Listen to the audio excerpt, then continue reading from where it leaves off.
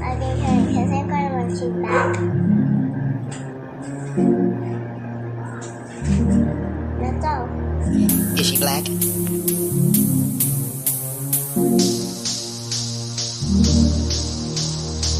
Is she black?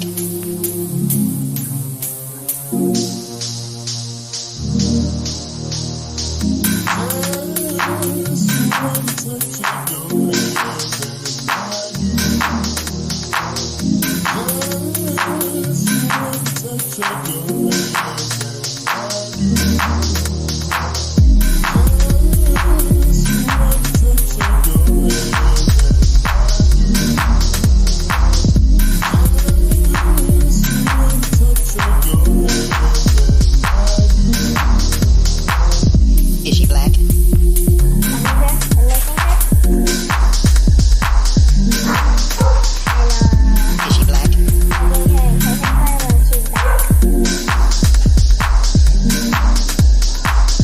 Is she black? That's all. I think her and liking her. And Is she black? I think her because I'm gonna when she's back. That's all. Is she black? I think her and liking her.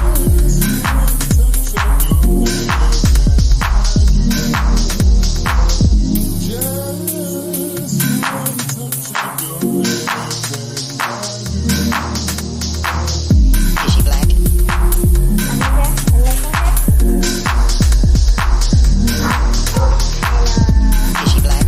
her because I'm gonna when she's back. Is she black? That's all. I think her and liking her.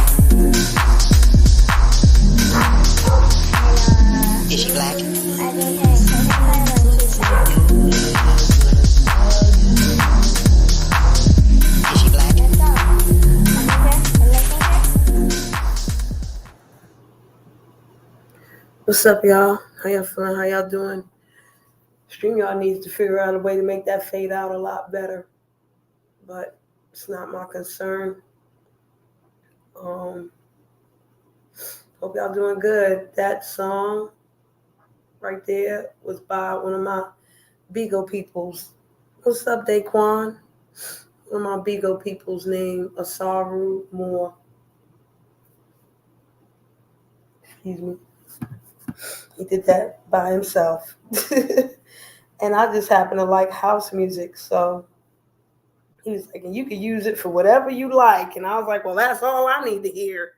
I feel much better about myself. I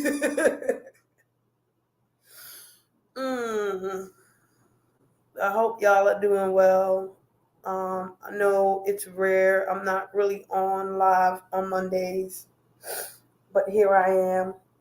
Hey Nisa, how you doing? Welcome.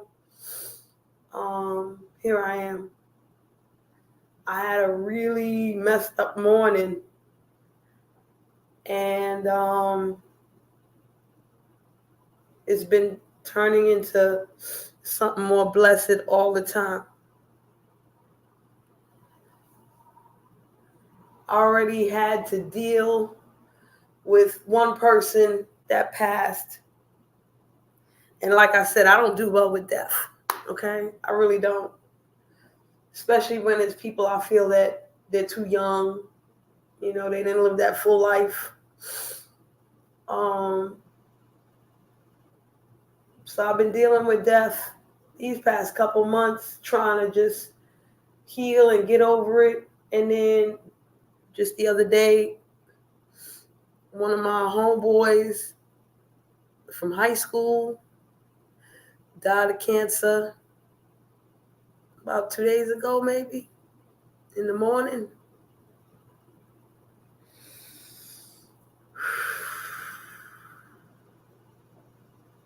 That shit is tough.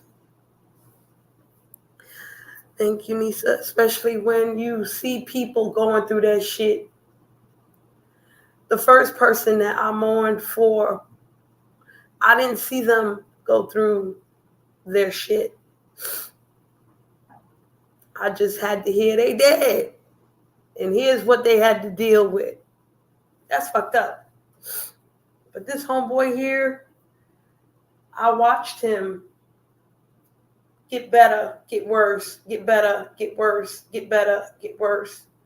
And if anybody knows anything about cancer, when you get to a certain place in it, stage 4 this, it hits your liver that, there's really nothing you could do. You just really got to watch people go. And it's messed up. Then Martin Luther King's son, Dexter King, he died this morning of, guess what, y'all? Prostate cancer. I don't know Dexter King, but hey, who wants to hear that shit? Nobody. Nobody. I take things on like this. I shouldn't, but I do. All right, I do. And then, I got my own shit to deal with. I got my own problems. I got my own issues. I got my own disappointments. I got my own blah, blah, blah. Blah, blah, fucking blah.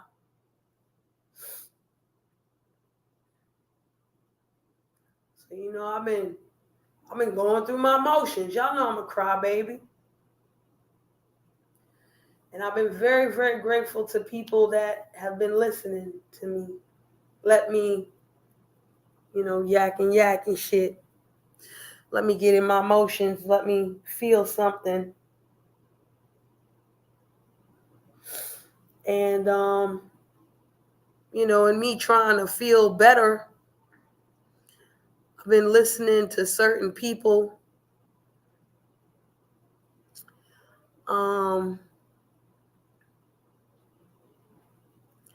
And a lot of people been saying the same ass shit. Been saying the same ass shit.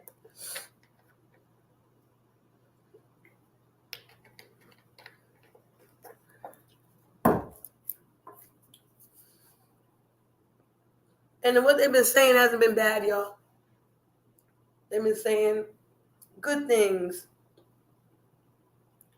But I learned that I'm one of those people that I'll take whatever someone says negative about me, to me, I'll take that and analyze it and all of that.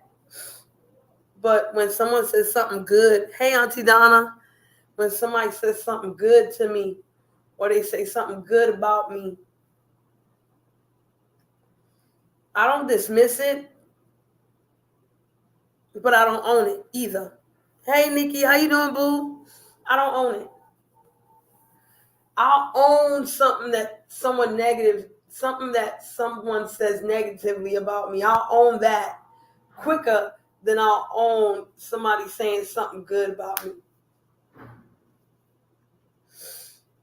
Don't ask me why. Ain't none of y'all no fucking therapists. Hey, G5, how you doing, boo? Y'all can figure out why. Y'all want to play therapist, y'all can figure out why. Because I said you could talk back, right? I said yakkity yak, it's okay to talk back. And let me say this, when somebody says something negative about me, I'll be quick to be like, you right? Except if you lie on me, bitch. Don't fucking lie on me, okay? That's a lie. That's not true. I'm not for that shit. But when someone says something negative about me, I will process the fuck out of that. Like, yo, is that shit really true? Am I really this person? Am I really that person? I will go to other people and be like, yo, am I this motherfucker here? Am I this motherfucker? And I don't even want to hear a yes or a no. I don't want to hear no, you not. I'd rather hear yes, the fuck you is. See, I got them type of peoples in my life right now, which is a good thing. That if I be like, yo, am I a demon? They be like, well, what? Wasn't you a demon before? Yes, but I'm trying not to be a demon no more. And what the fuck is wrong with being a demon right now?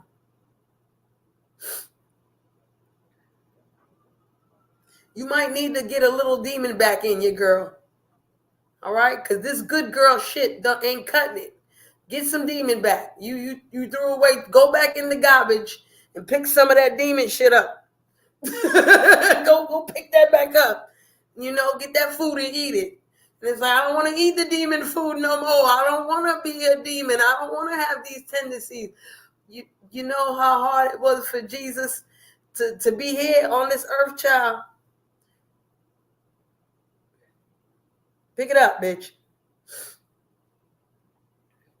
That's what I like. That's what I need, you know? I need them type of things. But when somebody goes, you know, you're such a good this and you're such a good that, I'm quick to be like, bitch, no the fuck I'm not. Fuck wrong with you? Are you fucking dumb? Are you fucking ass? So, you know, I listened to a so-called therapy session, not with me, with somebody else. And the person that was being spoken to, they feel like me, you know?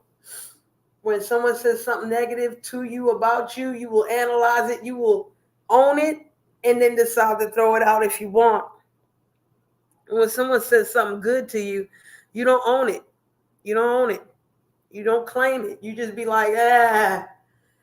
And it's not as far as being ungrateful is concerned, because ain't nobody ungrateful. This ain't no throw off, like, whatever, bitch. It's not even like that. It's more like, thank you. I appreciate your compliment, but if I felt that in myself, I don't, because then you got something about humility, like, well, I don't want to be an egomaniac, but at the same time, it's like, bitch, you can't be too humble. Oh, it's okay to be great at fucking something. Ain't nothing wrong with being great at something, bitch. Ain't nothing wrong with being great at a couple things. Ain't nothing wrong with being this and that and the third, you know?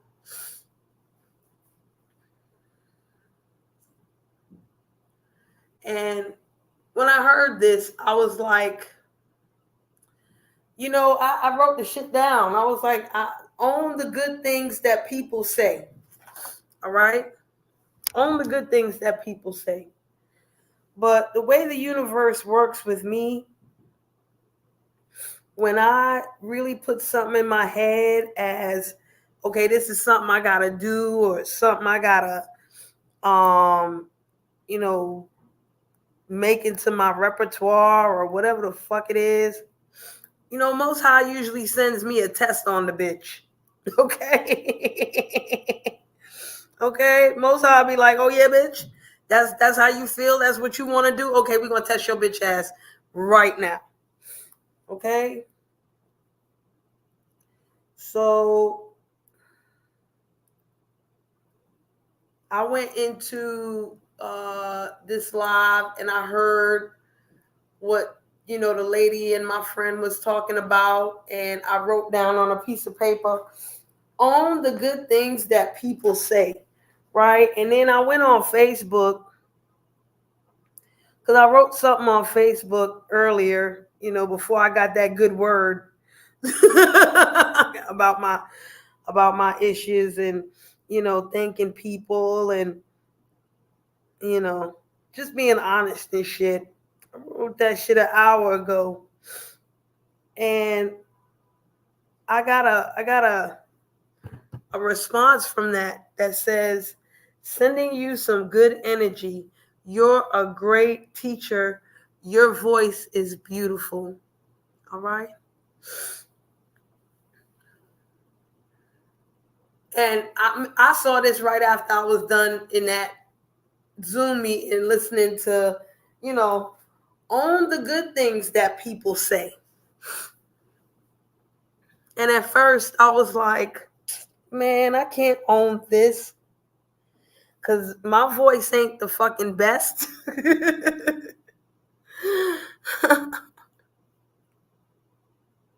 First thing that came to my mind, y'all. But then I started to tear up, because I had to really look at who sent me that. All right? And let me explain something to y'all. The person who sent me that message is blind. All right? When I was a yoga teacher, And I mean full on teaching yoga, like full on in there, right? I taught everybody. I taught people who were paraplegic, quadriplegic. I taught homeless people. I taught people with HIV. I taught babies. I taught teenagers. I taught elderly. I even have taught yoga to the blind.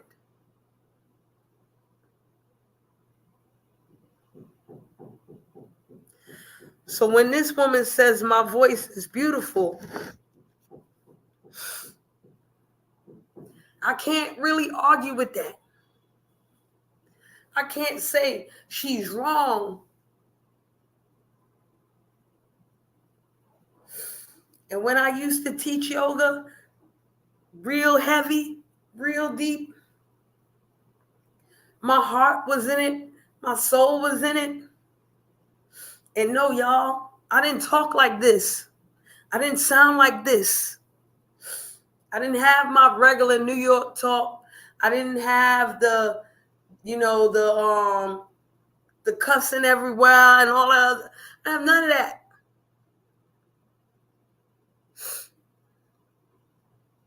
If I was in it again like I was, I wouldn't even know half of the shit that I said or how I sounded or nothing. But there was a lady sitting in my class, blind, with her seeing eye dog. Okay? And the dog would sit there in downward dog, chilling. Okay? The dog would relax. I taught dogs yoga. Shit. What's up, Michael? Taught fucking dogs yoga, yo. The fuck? And they did it. And I would be under the impression that it wasn't me teaching, y'all. I don't teach nothing. What's up, Vampy? I'm glad you're here. I would put it on myself that when I sat down on that blanket, when I put on the white clothes,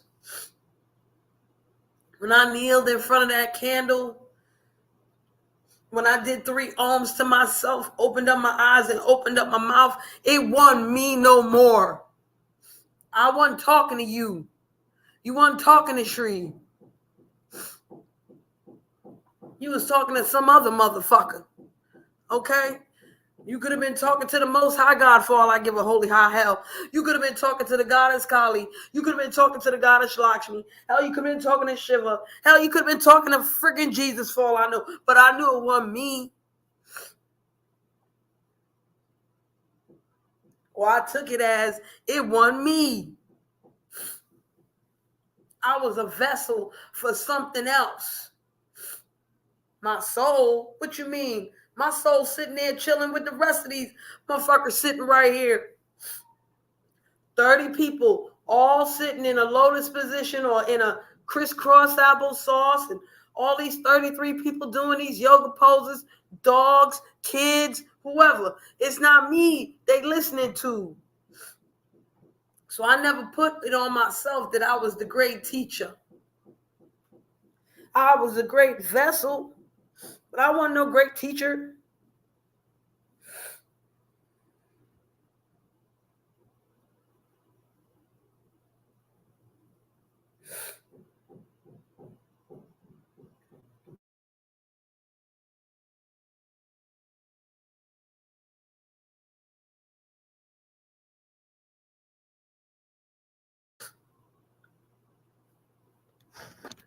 When a blind woman tells you, and I ain't teach for years, y'all.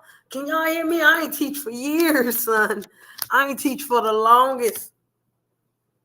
Okay? It's been a long time since I taught. It's been a long time since I taught her.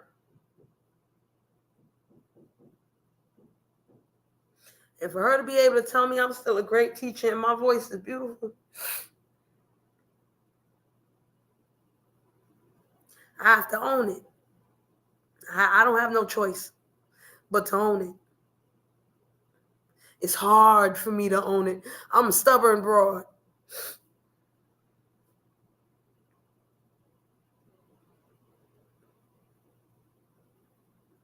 And I told her I will own this and be great. I went on Bigo the other day, and sometimes you just click on people, oh, this person's here. All right, let me hear what they talking about. I clicked on it. And this dude, I'm cool with him, but he had on his panel a chick that I don't fuck with. And the chick was like, oh shit, Tree, you here? What you doing here? What the fuck you mean what I'm doing here? I'm listening to my people. I'm not fucking with you. She was like, oh, I just said your name. The fuck you say my name for? And she was like, oh, not in a bad way. I was just saying there's all these people that used to do yoga on Bigo and now they gone and I mentioned your name. I did a yoga sequence on Bigo the day before that. It wasn't no big sequence. It was like a 2-second sequence, but I did it anyway. So how the fuck am I not doing yoga? The fuck? But I understood what she was saying, okay? So many people will be like, oh, Shri, you so good at yoga, you should do yoga again. Why you ain't teaching yoga again? Why you ain't no again? And the more they tell me that, the more I don't want to meditate, the more I don't want to do fucking nothing.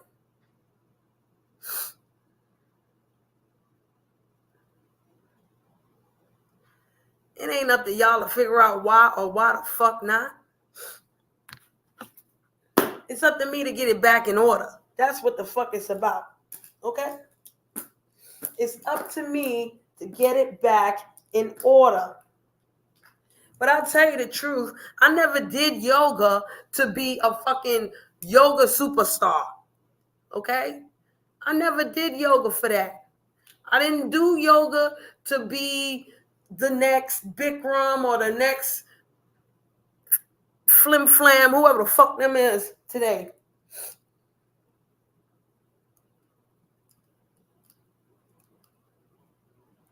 I did yoga because I was in pain and I needed help. I was in physical pain and I needed help. I was in emotional pain and I needed help. I said to the Most High God, I need help. The Most High showed me there. Okay? I remember before I became a teacher, motherfuckers was like, why don't you teach? Why don't you teach? And I would just be like, I'm just bossy. I don't know how to teach. I don't know how to teach nobody. I didn't do yoga to teach no damn body. As you can see, I do yoga to teach my motherfucking self how to deal with y'all. Because I don't know how to deal with y'all. I don't drink no more. I need something else. And even though weed cut it, weed ain't cut it. Okay?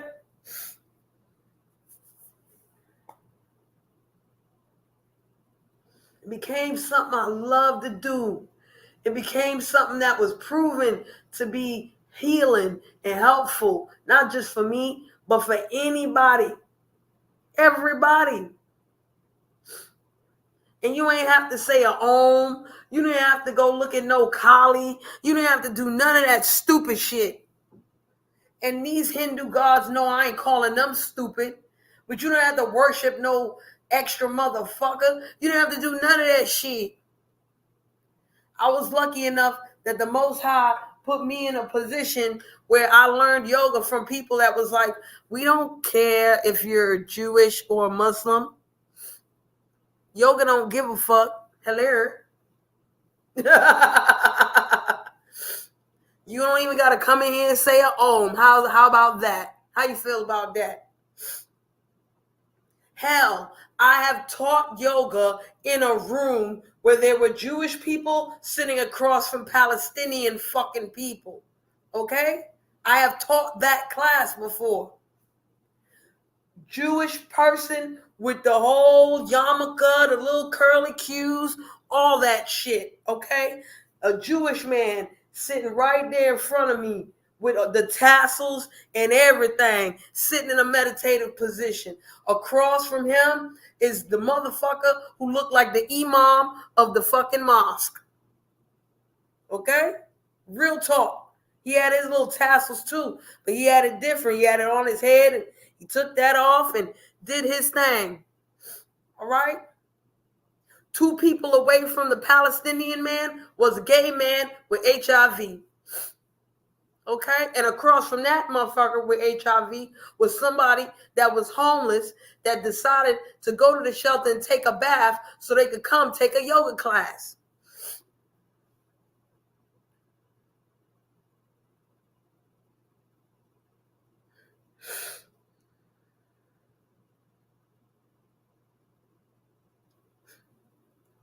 I gotta laugh. Because when I taught that class, I said, we're going to do 3 ohms. And if you don't do 3 ohms, that's okay. Do what you need to do to appease whoever you have faith in. Okay? You could do it out loud. You could do it to yourself. It don't matter. So let's take a deep breath in. First time. Those men didn't say much or nothing. I'm talking about the Jewish man and the Palestinian man. They didn't say too much. They didn't do the ohms, that's for sure. They didn't do the ohms.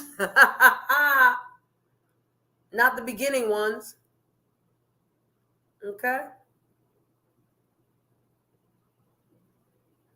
At the end of the class, there was a closing chants. There were these closing chants, right? And I would say the closing chants in Sanskrit, and I would say it in English. I didn't expect these men to say nothing. Okay? Nothing. But when I did the English part of those chants, they repeated them. Had their eyes open, looked at each other. Yeah, this was like almost 13 years ago, but so what? And when I said Om, the last Om, put my hands together, Om Namaste, the Jewish man looked at me and said Shalom, and I said Shalom. I looked at the Muslim man and he said Ameen, and I said Ameen. And I even looked at him and said Assalamu alaikum. He said Wa alaikum assalam. Right in front of the Jewish man. And then I said Om to everybody else. Class was over. And they was like, great class, great class. I was like, thank you. But of course, I said it wasn't me. Oh, this is Guru Dev here. Guru Dev, he did it. And I said to the Muslim man, I said, where are you from? He said, I'm from Palestine. And I was like, where are you from, sir? And I looked at the Jewish guy. And he was like, I was born in Israel, but I was raised in Brooklyn. And I said, well, I'm very happy that both of you are here. I appreciate y'all coming to my class. Because what Muslim man going to take yoga class from a woman? Huh? Especially one that wears the gears and is an Arab type of Muslim. He wasn't no black Muslim. He was Arab. Palestine, y'all. And I was like, well, I don't know what made y'all take this class, but I really appreciated it. Y'all have great energy. And they looked at each other and said, you got great energy. And he said, you got great energy. And they shook hands and walked out.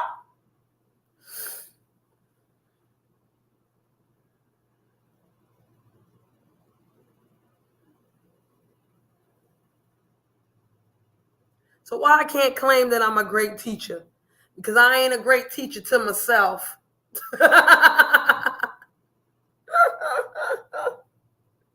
I ain't doing what the fuck I'm supposed to do to myself.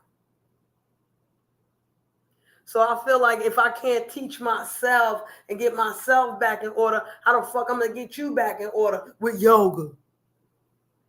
right? But there go Most High with his universal self and his cosmic jokes. Hey, chick. You know you still all right with this yoga shit, right? You know you still could do this shit, right? And he's not knocking on the door. He's really knocking me upside my head. He's like, I'm trying to put a dent in this iron plate in your head, you dummy.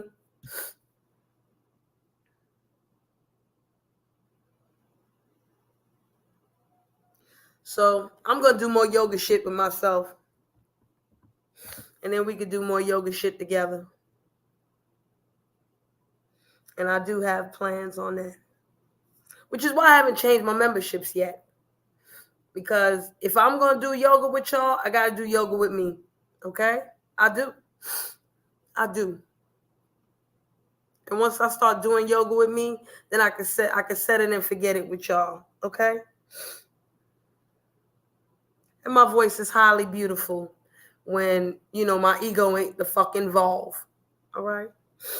And I am a great fucking teacher. Ain't nothing wrong with that. All right, did we get that out of the way? Did we get my shit out the way? I might come back to it. 9 people up in here. Let's switch the gears slightly. How many of y'all was there for the the Iron Chef Challenge? Is that what Brianna called it? The Iron Chef Challenge? Oh, shoot.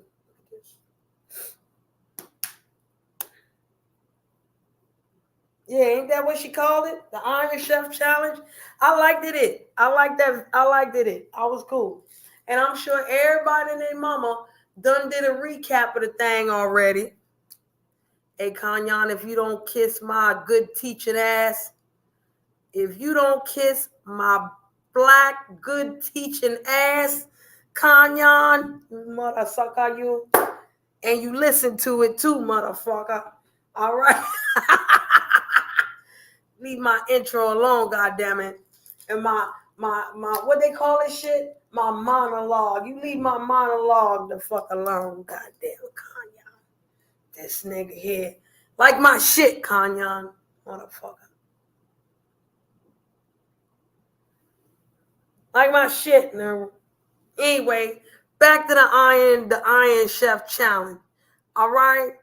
This sucker here. That's why I'm the 5-head superstar. You don't see this Hello Kitty right here, motherfucker? I am the 5-head superstar, just like Hello Kitty. I ain't got enough hair for braids yet, but I got an afro, bitch. Okay? Yeah. Anywho. So, yeah. The Iron Chef Challenge was great. I didn't come in for the first round. Okay? When I came in, they was already cussing Brooke out. And they already said Brooke went live and she talking and hand in hand. I didn't know what happened. I didn't know why she was mad, but she was mad. And I didn't give a fuck either because I wasn't going to vote for her ass. No way. Okay? I wasn't. So sorry. Sorry, lady. Okay? Kanyan, that is a very, very good question. Okay? It's a very good question. It's a wonderful question. Okay? It is a wonderful question that I already explained a long goddamn time ago in another live, Kanyan. But I don't have no problem explaining it again. All right? The way the mind works. Oh, that's where she came from, Auntie Donna? Well, yeah, she can go back over there. I don't fuck with that cat. I am not a supporter of that cat, okay? So if that's where she came from, she could definitely go back, all right? I ain't for it. And we get back to her soon, Auntie Donna, but let me answer Kanyan's question first, even though I know he already know the answer to this shit. We're going to talk for the dipshits in the back, okay? Top Chef, Master Chef, all these different competition cooking shows. they shouldn't be here for as long as they're here, right? Because how the fuck can we judge what you cook based on looks, right? But we know that humans are visual. Most of us are visual eaters before we are physical eaters, right? A lot of us will visually look at food and be like, damn, that looks good. I can eat that. Even if it tastes nasty. It could be the nastiest looking shit ever. But if it look good enough, we going to want to eat that motherfucker. Okay? So Kanyan ain't asking no stupid question. But now it comes to the how did these shows last so long if we all judging what they cooking by looks, right? But what adds to that is that the judges of Top Chef, Master Chef, whatever the fuck show we're looking at, they're eating it. All right? We not eating it, they eating it. And these are supposedly guys who have Michelin stars and a whole bunch of restaurants. Like these are the fucking gold standard of chefs here that are supposedly judging the contest. So we right, you know what I'm saying? You love chop, right? So you got these judges who you trust. You don't know them personally. You don't know they palate. These motherfuckers might smoke 3 packs of cigarettes every goddamn day. You don't know that because most people don't know that most chefs smoke cigarettes, okay? So half of the time, even I'll be like, well, how the fuck am I supposed to trust that this person's food tastes good when they smoking 5 packs of cigarettes all goddamn day, right? But it's the mental connection, okay? What the boy named Gordon Ramsay is a good fucking judge because he's a successful chef. He know what the fuck he doing. We trust in that. So if he takes the food, right, Kanyan. So he takes the food and he'll eat it. And if he says it's good, I'm automatically gonna live vicariously through him and believe that. All I got is it look good. You know what I'm saying? But if somebody else tastes it and they're on the gold standard, I'm gonna bond with that. I'm gonna get that shit. Yeah, so you trust in their judgment, right? You trust in their judgment. It's a fact. I get it. So now, Kanyan, you definitely gonna come over here and ask, well, YouTube, how the fuck do we trust whatever? Yeah, I'm glad you're here, Vampy. Come to my shit, okay? So, of course, you're going to be like, well, this is fucking YouTube. These motherfucking judges over here, who the fuck is they? Do they cook? What do they cook? Do they cook oodles and noodles all day? What the fuck is so great about them? You know what I'm saying? Like, what the fuck is so great about the chat? We just look and we can't taste nothing. You know? And one of the things that I appreciated Brianna doing, right, or she tried to do, one of the things I appreciated Brianna trying to do was tell them to eat their own food, okay? Because you know what, real talk, I don't give a fuck how good a judge is, right? I don't give a fuck how good of a troll you is or how good of an actress you is. If you cook some fucked up food, ain't no way you're going to be able to stomach that all by yourself. You're going to be like, this shit is so fucking nasty. Okay? It's nasty. I'm not going to do it. Kanyan, you're going to say your own food is good, but if you know when your food don't taste good, you know when you need a little extra salt or extra this or extra that. And I'm talking about the finished product. I'm not talking about during, while you're cooking, because that's what you're really supposed to do. While you're cooking your food, take a little taste. Okay, it needs more salt, need more of this, need more of that, whatever.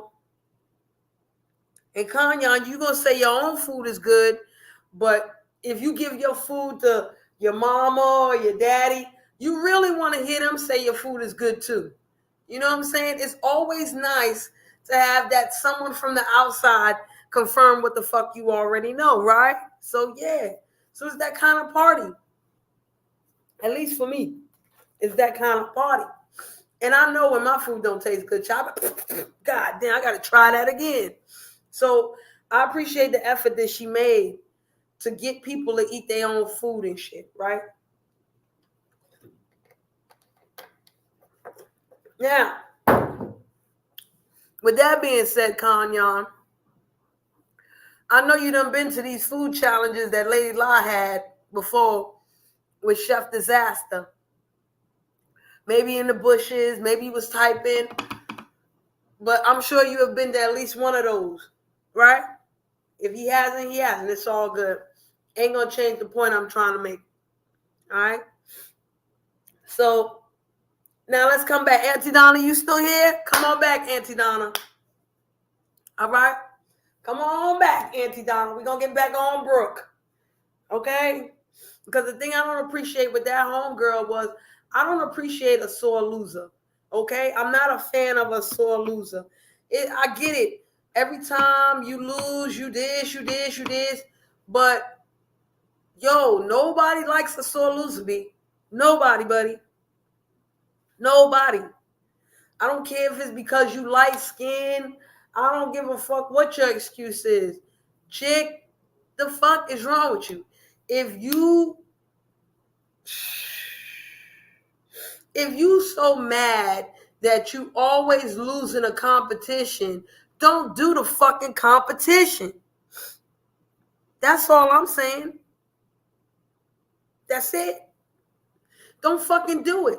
If you feel like these people is against you and those people is against you and the shit is biased and this and that, don't fucking do it. But at the same time, Brooke, you can't come to me making mac and cheese, putting marshmallows on top of that bitch and expect me to trust anything else you make after that, whether I'm looking at it or tasting it. Because like I tell y'all, I'm a visual eater, man. I'm a visual fucking eater. So if your shit don't look good in my eyeballs, I'm not eating it, B. I'm not eating it. There's no way on God. I don't care. I don't care how good it tastes. Okay? There you go, Vampy. Facts. Everybody know when they food suck. It's just some people be like, well, I don't give a fuck if it sucks. I hope they think it's good enough. You know what I'm saying? You know when you can do better with anything. It don't matter whether it's food, your job, your skills, your hobbies, whatever the fuck. Right? It don't matter. But going back to this lady, Brooke, now. Word up, lady.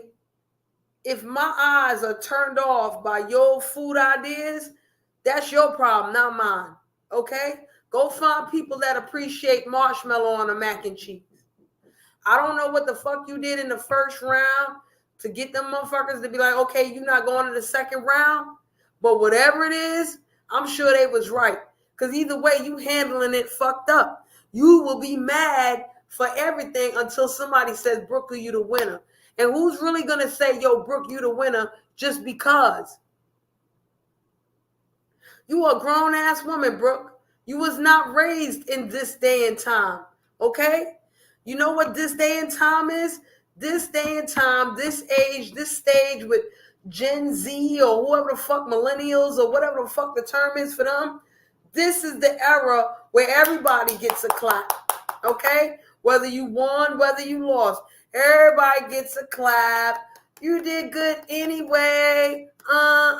You wasn't raised in that, lady. You fucking wasn't, okay? What you was raised in, who is the best? Who's number one, who's number two, and who's number three? All right? And if you number four and you number five, you assed out. Go back to the drawing board and come back the next time and make sure you get to the top three. When you get to the top three, go back to the drawing board. Come back when you get to the top two. Go home again. Do what you do. Come back when you number one. That's what the fuck you supposed to do. Okay? Kanyan, the way they did the voting was it was like 3 rounds, I think. Okay? And Auntie Donna, if you was there for the whole show, you can correct me if I'm wrong. I think they had 3 rounds. Each round you had to cook something different and you had a certain amount of time to cook it in. All right. And what's up, Reef? Oh shit. And with every round, right, the judges will critique, and the judges up there would critique whatever, and then they would choose who goes to the next round. And I think for the final round, the chat chose who won, who was first, second, and third. Because they had it like that. I think there was a whole gang of people the first round, and I think they let Brooke go, maybe somebody else.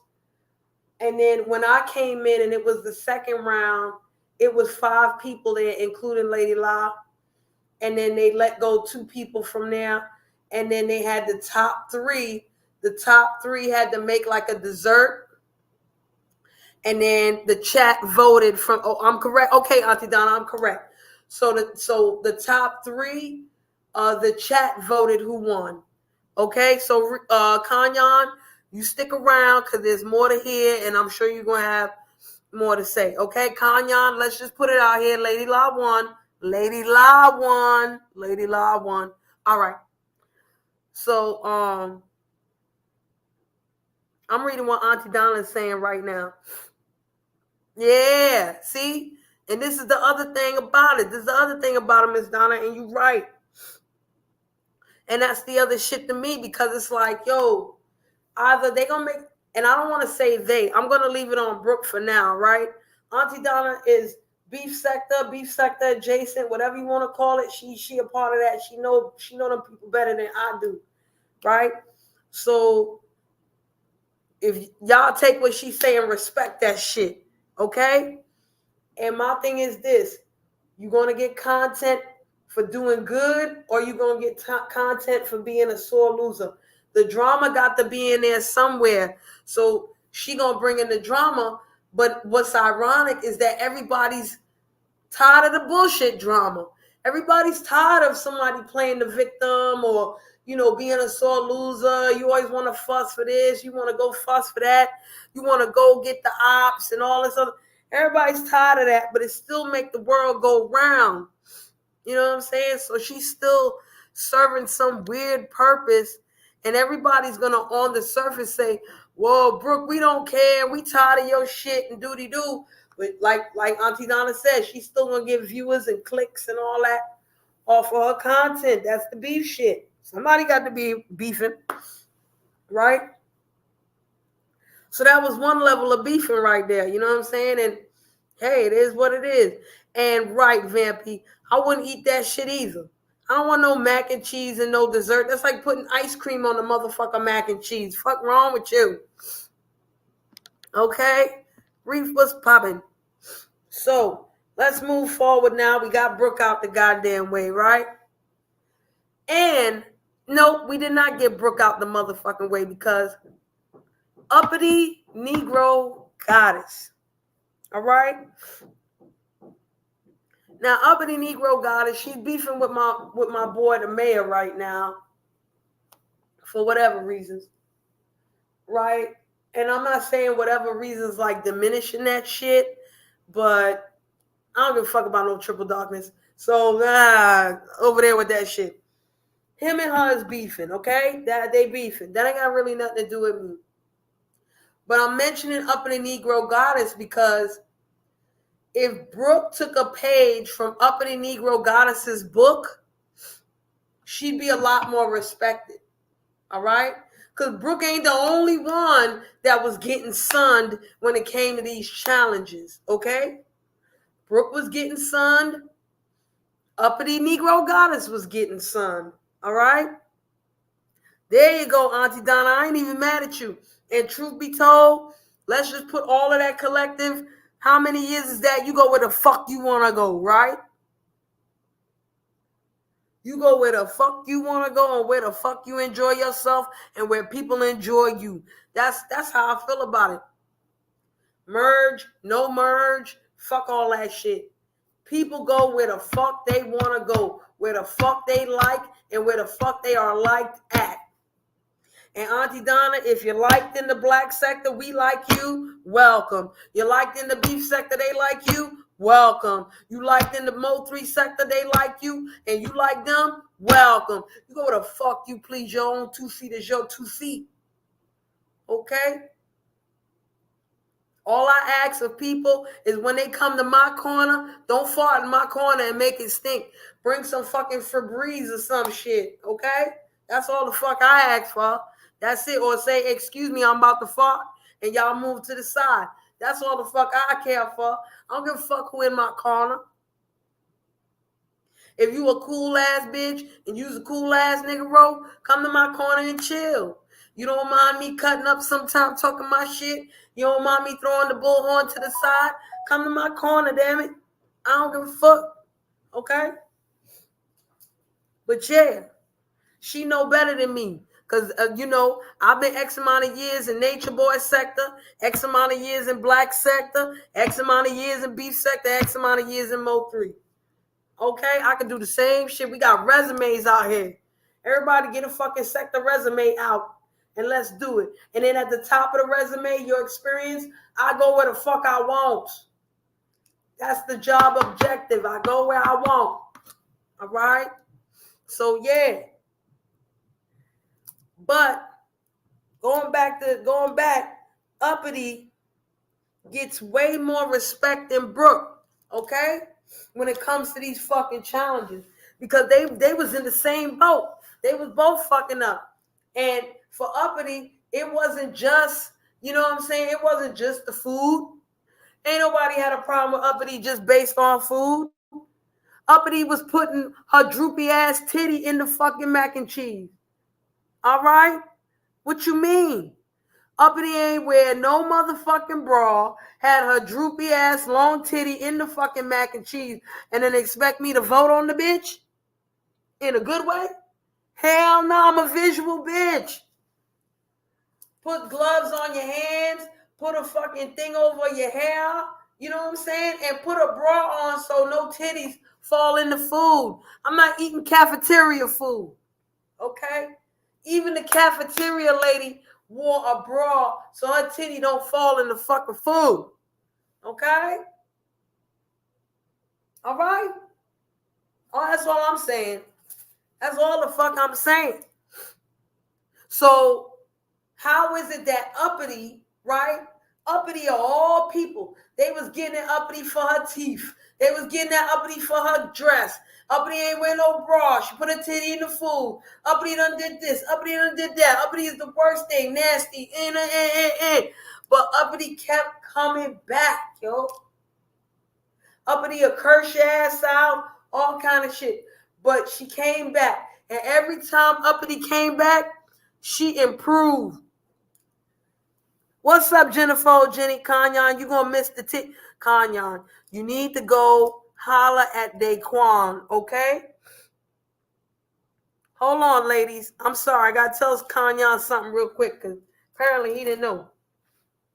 Kanyan, if you want to know where the titties is at, long titty, small titty, droopy titty, titty up in the neck, titties showing, titties half showing, nipples here, nipples there, go find Daquan. Daquan know where the titties is at. Buddy Lee too, but start with Daquan. All right? I don't know if Buddy Lee gonna tell you offhand, but Daquan will. He'll tell you where the titties is at. All right, back to the commentary. How you doing, Jennifer, Jenny? We're gonna get to this shit. Okay? Nobody can tell me that Uppity is not the most improved player when it comes to these fucking food challenges. All right? Y'all can't tell me. Y'all can tell me I'm wrong, Shree, you wrong, and I'll take it. Yakkity yak. Go ahead and talk back. All right? But Uppity improved every time she did a challenge. When the last time you see Uppity ain't wear no bra?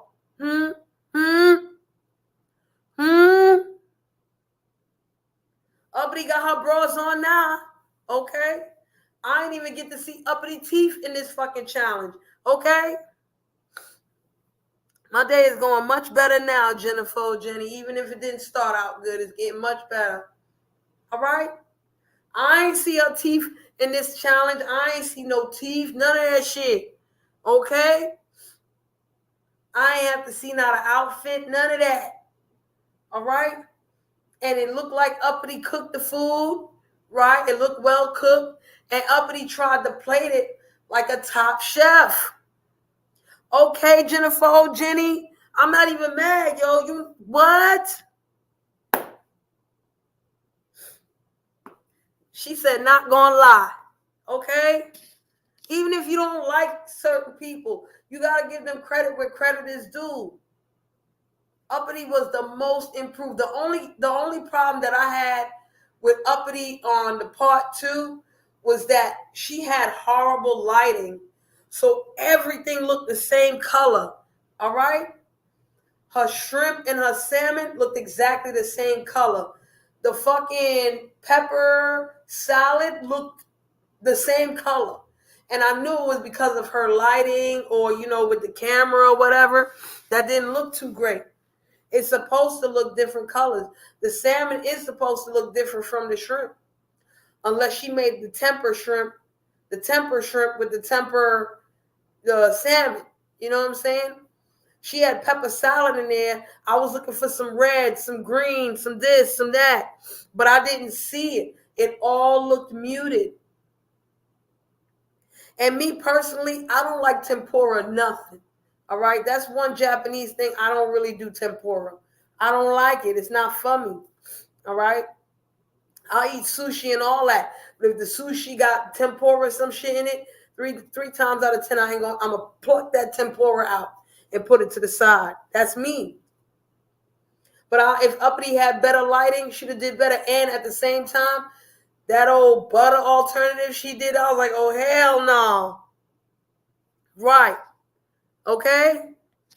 I was like, oh, hell no, bitch. You couldn't even put some ghee on that motherfucker? Listen, I don't give a fuck how healthy you trying to be. And this is just me, okay? This is not Shri, the holistic health coach, talking. This is not Shri, the yoga teacher, Om Namaste, and all that other bullshit talking. This is Shri, regular bitch, okay? Salmon is healthy for you. Shrimp, when you steam it, is healthy for you. So ain't nothing wrong with slapping butter on the bitch. Put some butter on that bitch, okay? Just put some butter on it, bitch. And we good. And we good money, all right? You hate seaweed? Hey, seaweed ain't bad. It ain't half bad. It ain't half bad. But if you don't like it, Vampy, it's all good. All right? Ain't nobody mad. Nobody's mad. But if Uppity had better lighting, she'd have been straight. All right. Who else? Who else went? Miss Under the Hooker. Miss Under the Hood. I don't know why ain't nobody checked that bitch. That bitch had no bra on. Okay? She didn't wear no fucking bra. She wearing some shit. I don't see no bra strap. I see her titties flowing left and right. I was waiting for her titty to drop into the fucking pepper with the egg. Okay? Y'all bitch that Uppity that last time and she ain't had no bra on or her titties ended up in the mac and cheese. So what, y'all not gonna get on Miss Under the Hooker because that bitch ain't wear no bra? Okay, so she had what, she got fake titties or something? They round enough so that they barely touch the food? Is the fuck you telling me? No, motherfuckers. I don't care who is in these YouTube food challenges. All bitches should wear bras. You hear me? I don't want to see no titties flapping up and down and side to side and all of this. And I feel like that shit is going to get in the fucking food. No, bitch. Put on a goddamn bra. I don't look at that lady. So I pray all women's got bras on. And she not no young spring chicken. That bitch around my motherfucking age. Put on a bra, bitch. Okay? They got bras for the motherfucker too. All right? She a paymaster. She could pay this one and that one to do all this bullshit. Bitch, put $100 on a bra. You could get a bra in a double H cup, ho. 38H, 39 to 42 double H. The shits exist. Okay, buy it, bitch. The fuck? Hell yeah, Jennifer or Jenny. What she thought she was gonna get cool points? Well, my titties look better than Uppity's. So maybe if I shake them a little bit, somebody will like it. You dummy. You're in the beef sector. Them men don't care about your titties. And the women ain't gonna care about your titties like that neither. I don't care how many lesbians is in there.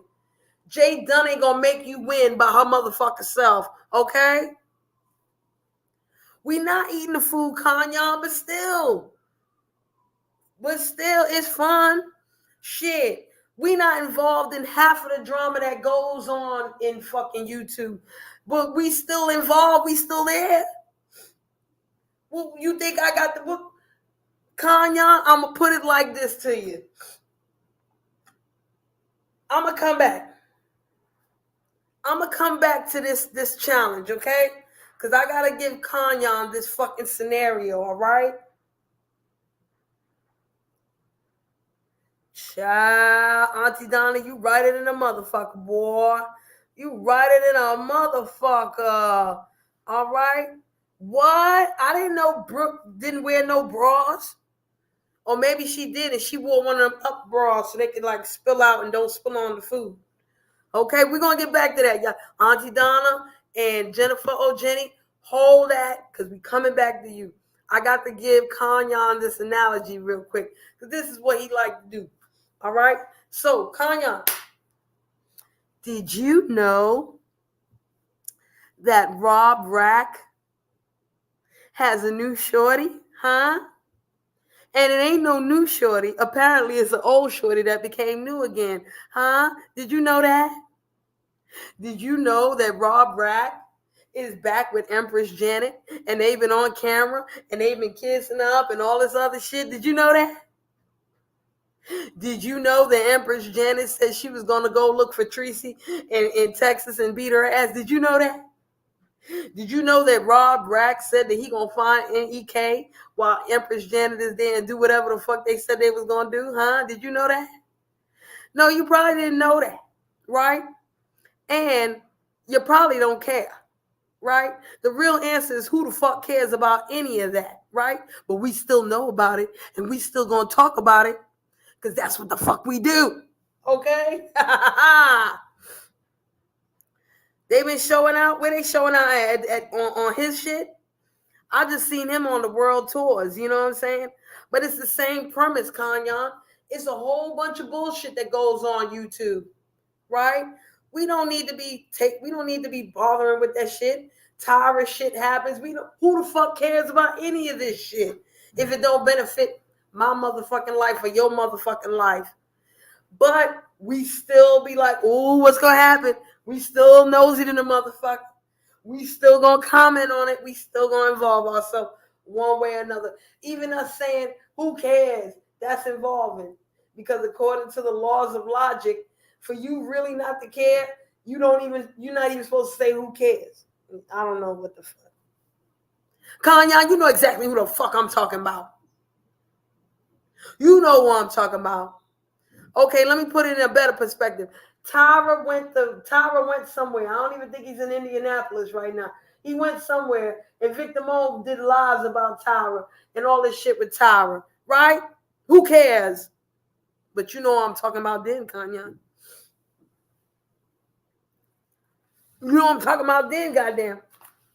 Okay? We not supposed to care about none of this shit, but we cares enough to talk our shit and crack our jokes and be in this room. Okay? You too. So enjoy the show. Now, back to what... Who was with EJ? EJ who? Who EJ? Jennifer O'Jenny. EJ from the Mo3 sector? Huh? Oh, no, Empress Janet. That's who you talking about, child. I had to recalibrate for 2 seconds. Child. Listen, according to them, Jennifer O'Jenny, from what I heard from whoever panel he was on, I was listening to the shit. Yeah, Empress Janet. I'm sorry, I got it now. From what I heard from Empress Janet, she had Rob Rax first. And then they were supposed to do the threesome with Tracy. And then for whatever reason, she broke up with Rob Rack. And then Tracy had to get Empress Janet permission to fuck with Rob Rack. And she gave her the permission. And she mad because... Kanye, I'm going to talk about the titty meat and the food regardless. I don't give a fuck, man. Hey, Marisha. I'm gonna talk about the titty meat and the food anyway, Kanyan. And you know what, Kanyan?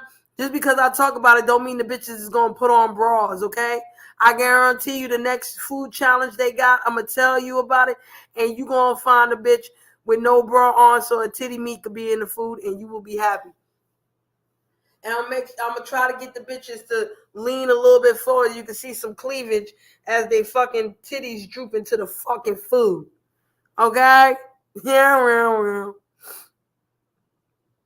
But yeah, y'all, back to child. That's a whole bunch of shit. Okay? It ain't got nothing to do with me though. That's not my ding-a-ling on my pum-pums. But this shit is wild. I'm gonna talk about that in a second too, Jennifer, Jenny. Hold tight. I'm gonna talk about that too. But let's get back to this fucking Iron Chef challenge, okay? So yeah, I'm not fucking with no Miss Under the Hood putting her titties on the fucking food, okay? I'm not. And I'm not gonna sit here and I don't like the lady, but I'm not gonna fucking, just because I don't like the lady, I'm gonna diss her food completely. Her salmon did look good, okay? When she cut it and you saw it look nice and juicy or whatever, the salmon looked good. That fucking pepper shit, I don't know what the fuck that was. Kanyan, your girl Miss Under the Hood took a big fat green pepper, right? You listen to me, Kanyan. You tell me if this shit sound good. She took a big a green pepper, cut the shit, right? She cut the top off, she cut it in half. And then she put an egg in the pepper with spinach and tried to tell y'all that's food to eat. But she want to be healthy. Kanyan, does that sound super healthy to you, or that sounds healthy and nasty? Because don't get me wrong, y'all, I'm all about health, but I need my health to taste good. I can't, what's up, Abby? I can't do healthy nastiness, okay? This is why I tell y'all all about dark chocolate. I'll be like, dark chocolate, dark chocolate, dark chocolate. But don't nobody talk to me about no goddamn cacao, because cacao tastes nasty as fuck. It's healthy as fuck. It's healthier than fucking dark chocolate. Yeah. It's the real chocolate, but it's nasty as fuck. So I ain't gonna be telling people don't go get no fucking cacao.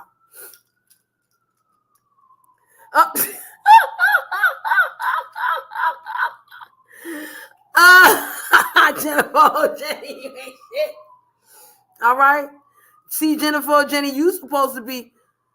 She cooked the egg, Kanyan. She cooked it. She ain't scrambled it though. It looked like some old sunny side up looking nasty shit. All right. Listen, Jennifer, Jenny, I'm not stalling. You need to take Kanyan to the high heels contest and all them fly shits. He missed the twerky contest, the dance hall contest, all them contests. You missed the poom poom shaking, all kind of shit, Kanyan. And now these people done fucked up because Queen 88 done broke up with her man and all this. So I don't think she gonna be doing no more shaking her poom poom in the beef sector no more. I don't know what the fuck going on. Oh shit. Oh yeah? In Harlem? In Riverside Park? Ooh, Southern Barbecue? Okay, keep me posted. All right? I get my shit together. I'll travel to Riverside Park. Okay? I'll travel out there next summer. This summer coming? Yeah. She put it in the oven. I don't give a fuck what it was, Jennifer. Jenny. She look nasty as fuck to me. That shit look nasty and teeth. I'm like, you mean to tell me you put a whole egg and a piece of pepper with some fucking broccoli and you want me to eat this shit? Hell to the no. Hell to the no. To the no, no, no. Give me tell you now. Hell to the no. To the no, no, no. Well, Kanyan, you better get on it because you want to see titties over there in the Mo 3 sector. You're going to see some titties on purpose in the Mo 3. You might see some titties by accident in the beef sector. But you definitely gonna see some titty in the Mo 3 sector on purpose. You see some titty, you might see some leg, you might see some ass, you might see some poom to the poom, all that shit. With clothes on, of course, the drawers or whatever. But you can get to see all that shit over there, child. Come on, black sector is whack. We ain't showing nothing over here. The fuck? Okay, IB. Me and omelets are not the freshest. Okay? And I tell you, I'm physical as fuck. Maybe if you made the frittata, IB, it'll look different to me. Okay? But she made it look like fucking cum coming off the side of the motherfucker. Like, I don't know, B. You can't make no egg to me and then have the white hanging off the fucking pepper and like one broccoli sitting on top of the bitch. I don't know what the fuck to do with that. Okay, I don't know what to do with that, fam. You listen, and when you make an omelet for me, I need the omelet to look a certain way because I like scrambled eggs. I don't like no flat egg ass shit. I'm not a fan of that really. You know, I'm just see, there you go, IB. You got a cooking channel, okay? And I'm sure I've seen you make a couple things. You probably didn't make the frittata. I mean, I probably didn't see you make the frittata, but I seen you make a couple things and it looked good.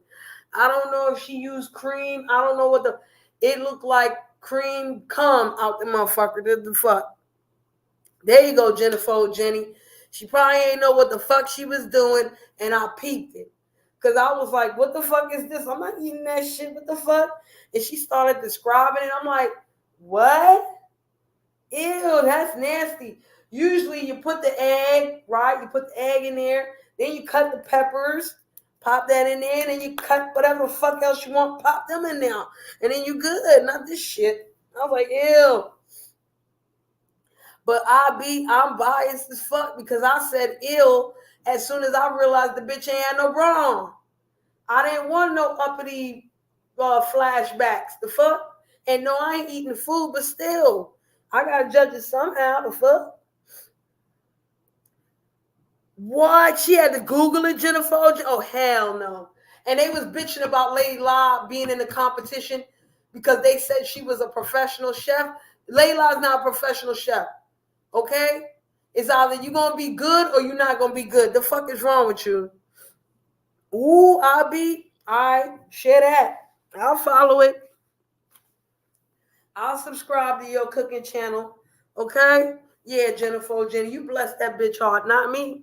Fuck all that. And I didn't vote for her ass because all bras matter. Bitch, put on a bra. Okay?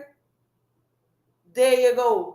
So uppity in my book, she beat Miss Under the Hood and she beat the other lady too, right? Because the other lady had bad lighting as well, but she had a great demeanor with her. She was like, "Oh, I was last minute." Da, da, da. So yeah, so I give her that. What was her name? LG. I give her that. All right. So now LG and MU, they got eliminated from the competition. So the last three was Uppity, Lady La, and Purple Peach. Okay? Purple Peach did real good for the most part. Okay? I wasn't mad at Purple Peach's food. Her food looked good. That shrimp, the shrimp, whatever you call them. Go ahead. Hey Tony, how you doing, boo? Oh, no, you didn't, IB. No, you didn't. Don't tell Lady La that. Okay, don't tell Lady La that. Somebody in this chat gonna screenshot what the fuck you just typed, and they gonna tell Lady La what you said. And then the next challenge we might see is IB versus Lady La. And we're gonna get to that. Don't worry, we're gonna get to that. We're gonna get to that, and I'm glad you're here, IB. Glad you're here. Okay? Glad you're here. All right? So now, you told Lady La before, don't worry. Y'all need a contest, and then you can tell her again with the contest. Okay? Shit. This is what I'm talking about, all right? So now it's the last, okay, going back. Purple Peach, her shit looked good, right? She had the salmon patties. I know I'm not saying the right name, y'all. It was a fancy name. but it just looked like, salmon patties. And she had the salad, and then she had rice. Okay, it looked good, but it looked regular compared to what the fuck Lady La did. In 30 minutes, Lady La did like a fucking 3-course meal. All right. Hey, Deuce, how you doing? It looked good. It looked good enough that I wanted to eat it. Who the fuck takes the pepper and the sauce and all that with the rice and make it look like food cake? That shit looked like cake. And I was ready to eat. Okay? I was ready to eat. And I wanted to eat that apple swan. And I wanted to drink the blue liquor if it was liquor. I wanted to eat that whole shit because it looked good than a motherfucker, okay? She had too much starch. My thing is, if she put the salad either on top of the rice or something like that, maybe it would have looked a lot better. See, look at this. Seafood stuffed sockeye salmon with a bourbon.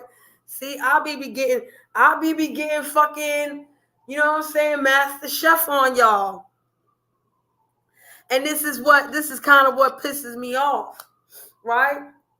Because Abi is not a professional chef, but he know what the fuck he doing, right? Lady La told the people that she used to cook when she was in the military. Oh, she's a professional chef. No, the fuck she not. What you mean? If she was a professional chef, she would have worked in a restaurant, all right? She worked in the military, and then she came home and cooked for her people. So why is it that it's not fair because she's professional? She's not professional, B. Not like that, but she's more professional than you motherfuckers because y'all motherfuckers, and when I say y'all motherfuckers, beef sector, I ain't got no problem with y'all, okay? But them one or two motherfuckers talking about, oh, she's professional, da da da da da. Y'all seem to not listen to me when I tell y'all we've been doing this shit for a while. Okay? Black sector, nature boy sector, all of that. We've been here. We done did food challenges. IB got a whole food channel.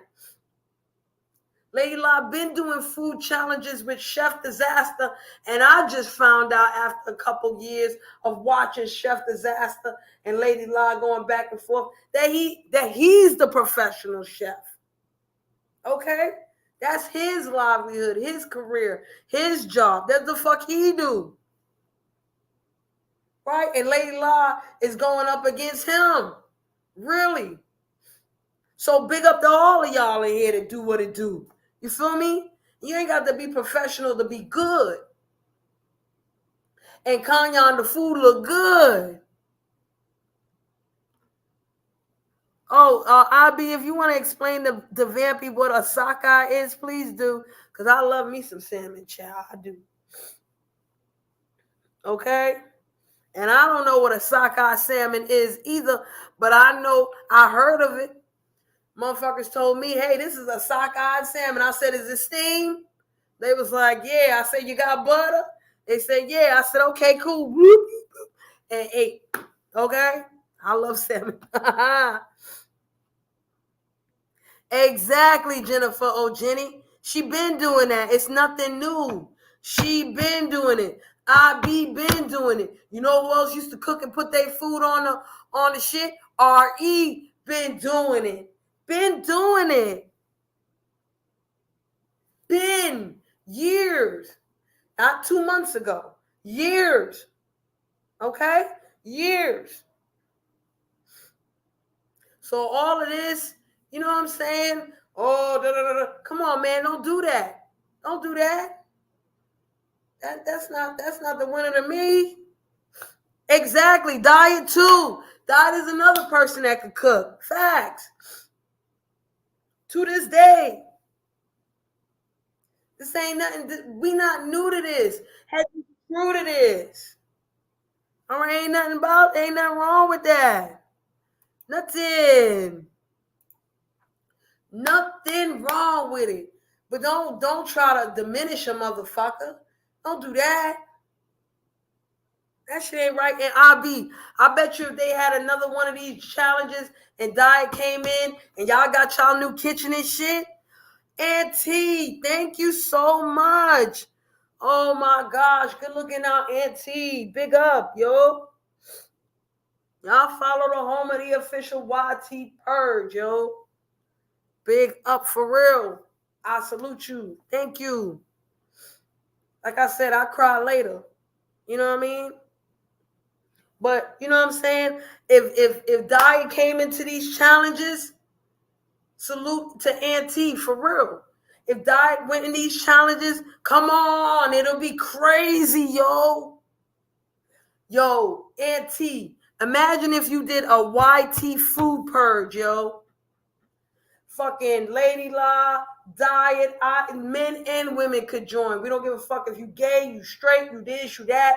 We don't give a fuck. You hear me? We don't care what sector you from. You could be from the manosphere, your mama's sphere, your greasy grandma's sphere. You come here and you cook, bitch, and we see what the fuck it do. Because that's one of the issues that I got. You feel me? That's another issue that I got. Because they was bitching at Brianna because motherfuckers voted Lady La to win. How many black sector people was there at Brianna's shit? It was not a lot of black sector people there. All right? It wasn't. It was not. It was like me, 504, maybe like 2 or 3 people in the bushes. You know what I'm saying? Tony was there, Jenny was there. This, you know what I'm saying? But real black sector motherfuckers, you did not see them in that chat. Okay? You didn't see them in there at all. It was 3. You didn't even really see no Mo 3 people in there. You might have seen 2 or 3 Mo 3 people, but not all of them. It was mostly beef sector people. Ooh. See, that sounds good. Okay? Homemade pecan pralines. Ooh, that sounds good. All right? That sounds gooder than good. But this is what I'm saying. It was mostly beef sector people in there. And the beef sector people voted for Lady La. And heads was still bitching. Shout out to Fates Yaya and shout out to fucking Brianna or whoever the fuck said, somebody said, when Lovely Love was in the wet t-shirt contest, the whole beef sector came in there and voted for Lovely Love. She didn't deserve the shit, but the black sector let it rock because y'all voted, right? We voted for everybody, voted for who the fuck they needed to vote for. So clearly, if Lady La shit look good and she's tasting it, she's like, she ain't throw up, she ain't, bubble guts in your motherfucking face or nothing like that. Motherfuckers think she deserved it. Why I got to be some more, the black sector took all the votes, da-da-da. Come on, man, that's garbage to me. That's garbage to me. So what I propose is that somebody like Auntie do a cooking challenge with this motherfucker shit. Because if Auntie could bring all the sectors together for roasting and all that, man, bring them together for this food ass shit. Okay? Because that's one of the issues to me.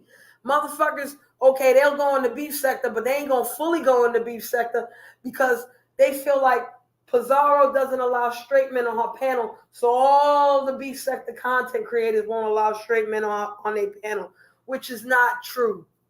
Okay? They will allow straight men on the panel, but that don't stop them from not wanting to go over there, right? Mo 3 sector. Brenda had the high heels challenge or whatever, heavily promoted in the black sector. You know what I'm saying? I don't know if there was many beef sector people in there. I don't know if they was in there like that.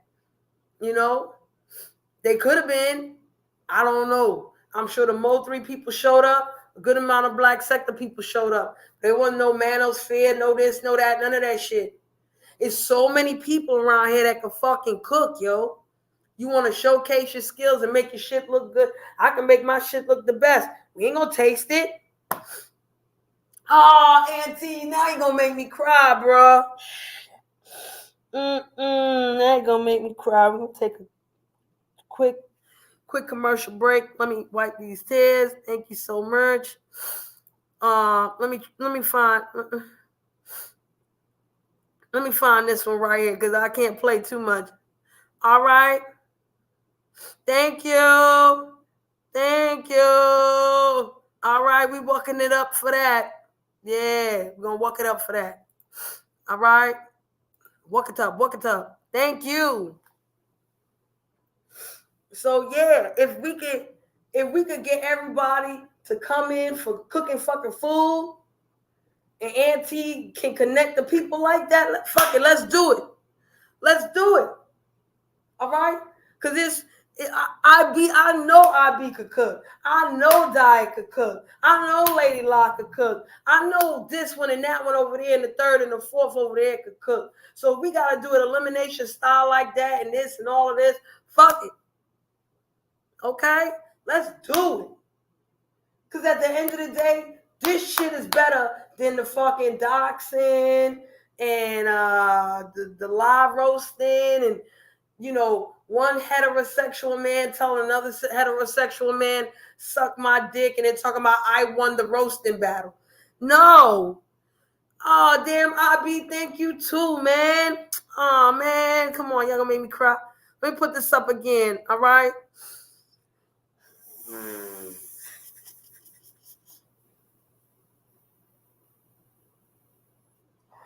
Oh, thank you so much, y'all. Thank you.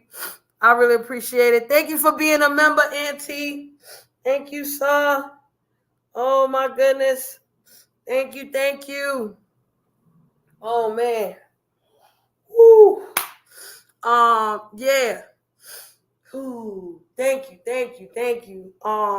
It's amazing because I don't even ask for this shit. All right. Okay, good. I'm gonna wait for it. Facts. Thank you, Auntie, for being here. You know what I mean? And you know what, Auntie? I gotta thank you for a lot of people's mind state looking different. Okay? Oh, thank you, Auntie. Oh man, made me cry again. Oh shit. Thank you. Who is Marvern? Thank you, Eggy Egg. Oh shit, Chocolate King. Yeah. I appreciate you being in the bushes. I really do, man. I really, really do. Thank y'all so much. Thank you. You know what I'm saying? Oh man. Whew. Yeah, Vampy. You know I'm a cry, Vampy. You know I'm a cry. I'm trying to hold it. Okay? I'm trying to hold it. All right, I'm gonna hold it. I'm still holding it, G5. I'm still holding it, yo. I'm still fucking holding it, okay?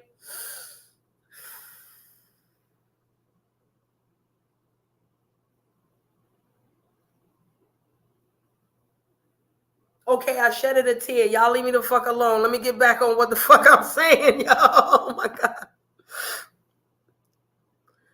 I wanna big up Auntie, not because of what he just did, but because he really shifted the mindset of fucking people, yo. If Auntie didn't come out with the purge and after the purge say, yo, all this heterosexual men talking this homosexual shit is whack, motherfuckers wouldn't be thinking like that now. You know what I mean? If Auntie wasn't like, yo, I'm doing the purge for this reason, and y'all really are supposed to roast each other and leave it at the gate. After y'all do this, let it the fuck go. All right? If he didn't explain that, motherfuckers wouldn't be in the mind state that they at now. Because even though there's still a lot of fucking drama and fucking bullshit, it's a lot more people saying out loud, I need to change up my content. I can't be drama all the fucking time. I can't be this all the fucking time. I got to be something else. We can have the drama here. We can have it over there. But I need to be me now. Yeah, Auntie. And G5 The Purge was pretty dope this year. You feel me? It's dope every time it comes around, really. But I agree, Auntie, that shit gets fucking weird. No human being can do this shit all day, every day, and not expect residual to fall on you. And you know what I'm saying? There's no way. Unless you have a perfect way to detox yourself and clear your energies and all that other shit. No, that shit is gonna hold you, yo. You fucking right. All this shit to me is played, yo. It's fucking played. But at the same time, we can't tell people how to fight. We can't tell people how to defend themselves, right? Whether I feel like it's right or it's wrong, it's not, it doesn't matter, right? Because you're going through your shit. And truth be told, if I could sit there and be like, yo, IB, don't call the police on people. But if I'm in the same situation, who the fuck is to say I'm not going to do the same ass shit or even worse? You feel me? So it's really a catch-22.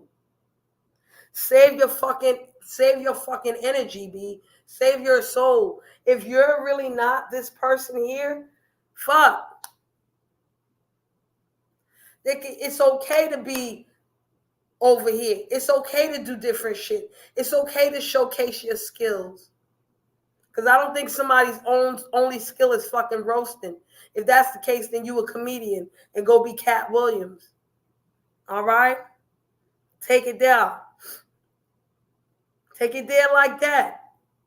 But all this constant. Oh, yeah. Come on, IB. We already know what selective outrage looks like. But we all do it. And we all have to have selective outrage. All of us as human beings have to have selective outrage. Because if I take on everybody's outrage, that's not healthy for me. If I say fuck everybody's outrage, then I'm on a fucking island. Okay? In your basic life, you do selective outrage. As a husband, you have to do selective outrage. As a wife, you have to do selective outrage. As a mother and a father, you got to do selective outrage because you can't be mad at everything the baby do. You can't. Some things you just got to ignore sometimes. And then other times you be like, fuck it, I'm going to get your ass. Okay? Sometimes you have to be outraged. Sometimes you just got to be like, you know what? Fuck you. I got to go. I can't. So I get it. And you right. Is the hypocrisy for you? Me too. It's the hypocrisy for me too. I get that shit. I ain't gonna sit and talk about IB is wrong. He's not wrong. He's right. He's right. But everybody got it. Everybody come on YT, pull out your pockets. Pull your pockets out. What's going to drop down on this motherfucker? Selective outrage is going to drop out of one pocket. Hypocrisy going to bust out the other pocket. And then pull something out your motherfucking back pocket too. Oh my gosh. Auntie. Thank you so much. Here's what I'm going to do, y'all, because I'm going to keep crying. If y'all want to jump on the link, come on. I don't even mind. I thank you so much, Auntie. You really making me cry right now because I'm that type of person. I'm a fucking crybaby bitch. All right? I'm not used to getting compliments and stuff like this. So when I get them, I'm highly grateful. I shed tears. I know I need to stop doing it. Okay? I'm trying my best. But this is the fucking truth, okay? You right, IB. It's a fucking fact. And I think what Auntie is saying definitely goes to how you feel, IB. Okay? Because this right here, what Auntie is saying, is really the whole fucking shit. Y'all been saying it. The mayor says it. All y'all say it. Motherfuckers can't take a roast, yo. When they can't take a roast, they go do all this shit. They want to be trolls and all this, and then when they can't handle the troll energy, they go do this dumb shit. Want to call a cop. And it's fucking amazing to hear black people talking about, I'm calling the cops, I'm calling the cops. When I grew up in a whole era where snitching was, no, don't do it. You ain't snitching for shit. Don't snitch, don't snitch, don't snitch, don't snitch. And then you got all these people who lived in my motherfucking era of don't snitch, like cops for every little thing. That's hypocritical in its motherfucking self, right? That's that bullshit in its motherfucking self. You damn right, I be. Hold on, y'all. What's up, Ant? What's going on? You know, I didn't even know if you was gonna drop the link. I was just listening to you cook for a minute, and hey, I'm just trying to spread a little bit of this love that y'all been spreading to me for hell the longest, man. You know, so just making my rounds. I so appreciate it. You know what I'm saying? I really do, because a lot of times, you know, when you're a smaller content creator, you be like, ain't nobody listening to me. No, like me. I mean, look, I get it from a lot of people because they like, oh, well, damn, you know what I'm saying? Damn, you had a lot of people watching at the purge and this and that, and then they see my sub count, and it's like, well, damn, how you gonna tell anybody anything? Because that's what I do. I'm a marketing consultant. So people are like, how you gonna tell anybody anything? You don't have 100,000 subs. I'm like, bro, I don't know how to get 100,000 subs. I just know how to get a bunch of people to one spot for the weekend. Right. That's it, man. I was like, man, you got YouTubers that you can talk to about it. You know, I just do what I do. You know, I can't speak on anything else. You know, I can help you to brand yourself. I can help you do stuff like that, but I can't, you know what I'm saying, just raise your sub count like that. Like, you still gotta run your channel. People don't know that. People expect you to just fix shit for them. So I think that's what it is on here. You know what I'm saying? You got a lot of people that be mad when you be going places, you be doing things, and you can't take everybody with you. That's what it is. True. And I see that too. A lot of people will, and you know what, Auntie, it's not just, yo, let me hop on your back and you do it for me, right? There's a lot of people that want protection. There's a lot of people, you know, that hop on people's back for different reasons. And it's fucking amazing to me. Like, okay, you decided to clout chase off of this person, or you decided to get with them for protection or whatever. Now it didn't work for you, and you mad at them. What you mad at them for? Yeah. That's what I'm dealing with right now. I got people that used to maybe co-host or work with me, and I was working with them, and now they ain't part of the team no more. Either because I ain't give them all the creative control over the channel or whatever, and then, hey, they channels have become shrines to me right now. And I'm like, bro, I wish you the best of luck in your future endeavors. It's cool. I ain't wishing nothing bad on you, but we ain't, I'm not taking you with me. You know what I'm saying? So these people are like, you know what I'm saying? People don't like that. People don't want to see you succeed without them. It's like, oh, I want everybody to succeed as long as I succeed first. You know what I'm saying? As long as I succeed first, or I succeed too. And I'm like, it don't work like that. Everybody, that's why there's success and there's failure. That's why there are winners and there are losers. Everybody ain't gonna win. Facts. You know? So it's all about what you do with it. We done all took our L's in life. You know what I'm saying? Like, ain't nobody on, like, in these spaces we in supposed to be under 18. So we done all had to take some kind of L in life. So, you know what I'm saying? Take your L, keep moving. Okay. And take your L, keep moving. But people need to get out of their feelings on here and quit paying so much attention to other people. And they wouldn't really be worried about it. Because if I was watching everybody else's sub counts and everybody else's views and stuff like that, I couldn't do nothing for myself. I'd be too busy focused on other people. Facts. But, you know, that's like the formula nowadays. You know, it's crazy because for someone like me, I know all these different people, and these people are successful, right? And this is even in real life with me. But I won't take advantage of them. I won't even ask them for help, because I'm the type of person where it's like, If I like you, Auntie, I like you because you Auntie. I don't like you because you Auntie the marketing guru, and I just want to use you for some marketing tips, and then I'm the fuck out. And that's all I got is some tips. I ain't no guru. You know what I'm saying? I'm not a guru by any stretch of the imagination. This is all experimental for me as far as, you know what I'm saying, doing things on social media and streaming platforms. Like it's experimental. You know what I'm saying? The company I work with don't even know what the fuck they're doing when it comes to this shit.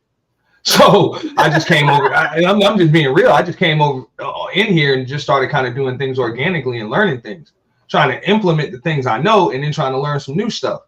So I didn't come in here like I knew everything. And that's where you got a lot of folks that be having issues with, not just you, but we all get into stuff around here because people think they know everything. And then when you remind them they don't know everything, instead of them trying to learn something new, they feel insulted. You know what I'm saying? Right. They feel insulted, they feel disrespected or whatever because you stumbled upon something that they couldn't figure out. It's a fact. Or you told them that they're wrong about something. And instead of them looking to say, all right, well, let me change this and make it right, they want to dedicate their whole life to destroying you because they have this weird sense of you embarrassed me in their head. What? What's wrong with you? It's hilarious. It really is. You know what I'm saying? It really is. That's why I'm like, hey, it's all good. We just gonna keep on moving without them. I told everybody that was over in my sector, you know, Manosphere adjacent sector. I told them this after I did the first purge 2 years ago. Look, the space is on notice. Whether y'all like it or you don't, that's it. You know what I'm saying? We putting the pressure on all of y'all to come with it. Y'all are gonna have to up your equipment. You're going to have to up your presentation. You're going to have to get back that special connection with your audience and supporters, or else we're going to show you who's really in charge here. And it ain't you. And I don't care what your sub count is. You know what I'm saying? Those that support you and those that watch you and those that support you with clicks and views and cash apps and super chats and all of that, without them, you don't exist. Facts. You know what I'm saying? So you either going to show them enough respect to give them a show that they can look forward to and be willing to support, or we're gonna run you over. It's a fact. And I'm like, if y'all take that personally, I don't care, bro. You're gonna have to see me on here. Like I'm just being real. Like you're just gonna be live on some Saturday or some Sunday. You're gonna wonder where all your viewers went. True. And and you're gonna hear it. Somebody gonna tell you where everybody at. Okay. You know what I'm saying? They're gonna tell you where everybody at. And people gonna tell you, like, damn, why you over there? Hey, because his show better than yours tonight. That's why. That's a fact. I'm not even mad at that. But people will act like, oh no, I could do anything and everything, and the subs will still be here because that's what they like. Mm-hmm. That's the way it's gonna be until we show them that we can do more stuff. We can put the creator back in the content creator. We can put that word back in there and actually let the cream separate from the rest of that shit. Let the cream go to the top. Okay. Separate the flotsam from the jetsam. That's it. You know, I'm not trying to hold anybody down. I want everybody to come up. And I get it. Some people just have it. They just got that talent where, you know what I'm saying? Hey, they can come up here and just talk and a bunch of people gonna listen. They just have it. And other people may not necessarily have that, but they got other gifts and skills too. But trust me, effort is going to beat all that. Effort and just, like I said, that special connection with the audience. So, you know what I'm saying? I wouldn't care if it's 1,000 people watching me or 10 people watching me. I'm going to have some kind of connection with those that are in there. And even if you don't like me, I'll be like, you know what? He's at least real. You know? Okay. He's at least real. He might be an asshole. He might. You know what I'm saying? I just don't like him. He's corny, whatever. That's cool, bro. You're entitled to your opinion, but you'll never feel like I gave you some bullshit on my show. You know? Facts. And you know, it's a lot of people that's like, yo, I'm gonna just give you bullshit and let it go. And it's okay. It's okay to give you bullshit. And it's like African Goddess said, she was like, I unsubscribe to a lot of people bringing the same old bullshit. I can't be mad at that. You know what I'm saying? Because bullshit is in the eye of the beholder. No, facts. It is. And now people gonna keep watching bullshit if that's the only thing you give them every day. Hey, guy. Go ahead, Ed. I'm No, sorry. no, that's the only thing you give people every day. Like, yo, if a motherfucker eats damn Chef Boyardee ravioli every motherfucking day, eventually that's gonna be the best meal ever. That's gonna be like Thanksgiving dinner to him. He ain't never had a real meal, so he ain't gonna know no better. You know what I'm saying? So if people keep consuming that same bullshit every day, they're gonna feel like that's all there is. Right. So, and if I pass it over to you, I'll be like, hey, take this Chef Boyardee macaroni right here, and you be eating a ravioli, and you be eating the real shit. You gonna look at me like, are you stupid? What the fuck is yeah, this? exactly. It's like, yo, that shit say lasagna on the can, but that ain't no damn lasagna. Like, what the hell? You know what I'm saying? Come on. Good lasagna don't come out of no can. In a pan. You know what I'm saying? Not a can. So I mean that's just kind of the way it's gonna be. But I'm thankful. I think the spaces are still in good hands. The algorithm kind of just whether people want to admit it or not, it doesn't merge us all together. So all of that, we don't want to rock with each other, whatever. It's too late. We coming up in each other's feed, whether we like it or not. You know what I'm saying? That just is what it is. We piggybacking off the same algorithm. It's been like that ever since YouTube unlocked our sub counts, where we couldn't hide our sub counts no more. You know, they grouped us all together so they could sell that ad space. And I know how it works. I know how that part works. You know what I'm saying? I know how that part works on their end. So that's what it is. So whether we like it or not, and plus celebrities are coming for our space. In case y'all didn't notice, they are coming for you. They cannot make the same money that they be making on major television networks and even in the movie industry. People ain't going to see movies no more in theaters. They ain't doing that. So they're trying to find out where all the viewers at 8 p.m. on a Tuesday night are. They trying to figure that out. And most of them figured out, hey, motherfuckers ain't watching TV. They on YouTube watching real people. Like watching and listening to real people, engaging in real conversations and shit like that. So celebrities is coming over here too. What you gonna do when they come over here with a marketing engine behind them, millions of dollars, their visuals are on point, their graphics are right, their theme is right, and they start having fuckery panels where celebrities that you heard of, famous rappers and entertainers and shit, start running up on each other and cussing each other out and shit. What you gonna do? You know what I'm saying? When you know what I'm saying, you got 700-800 people in the box, but they got 70,000-80,000 in the box to watch that on a bad night. And the craziest they kick off a YouTube channel, they got 1 million subs in a week. Facts. And the craziest thing is that there's a lot of big YouTubers who are regular people that are like, yo, I'm quitting this shit. I'm quitting. Yeah, I'm making money, but it's too much. Yeah. I gotta deal with too much. No, and that's another thing I say. I'm like, I don't care how much money you're making on here. It's really not worth it if you ain't having fun. Facts. You're not having fun. Like for real, you might as well just get a job. Okay. You might as well just get a job and enjoy that. You know what I'm saying? Because that's one of the reasons why I'm able to do that and come up with different ideas. I come up with a lot of ideas. It's just all of them don't work. Most of them don't work. The purge just happened to work. I come up with a bunch of ideas. I just try to act on all them shits. But I couldn't even come up with those if I didn't, you know what I'm saying, if I didn't enjoy my job. Like if YouTube was a job, I would be too busy trying to do what I already know works, which means I would never come up with nothing new. See?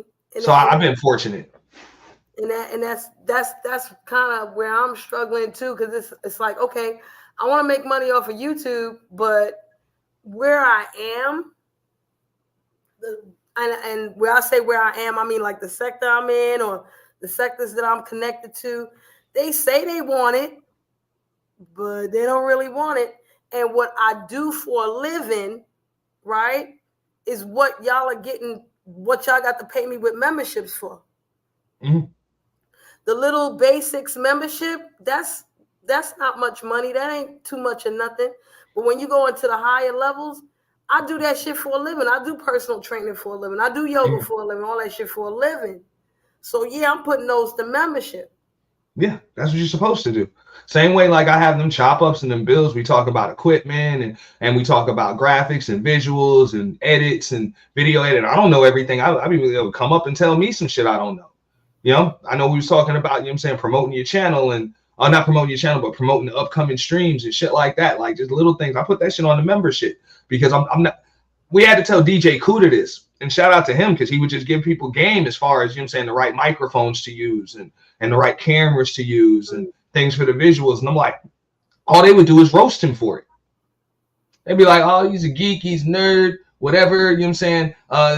You need more than just a microphone. You're not cool. That's why nobody likes you and this and that. And I'm like, yo, he giving y'all like priceless information. He should be putting it behind a paywall.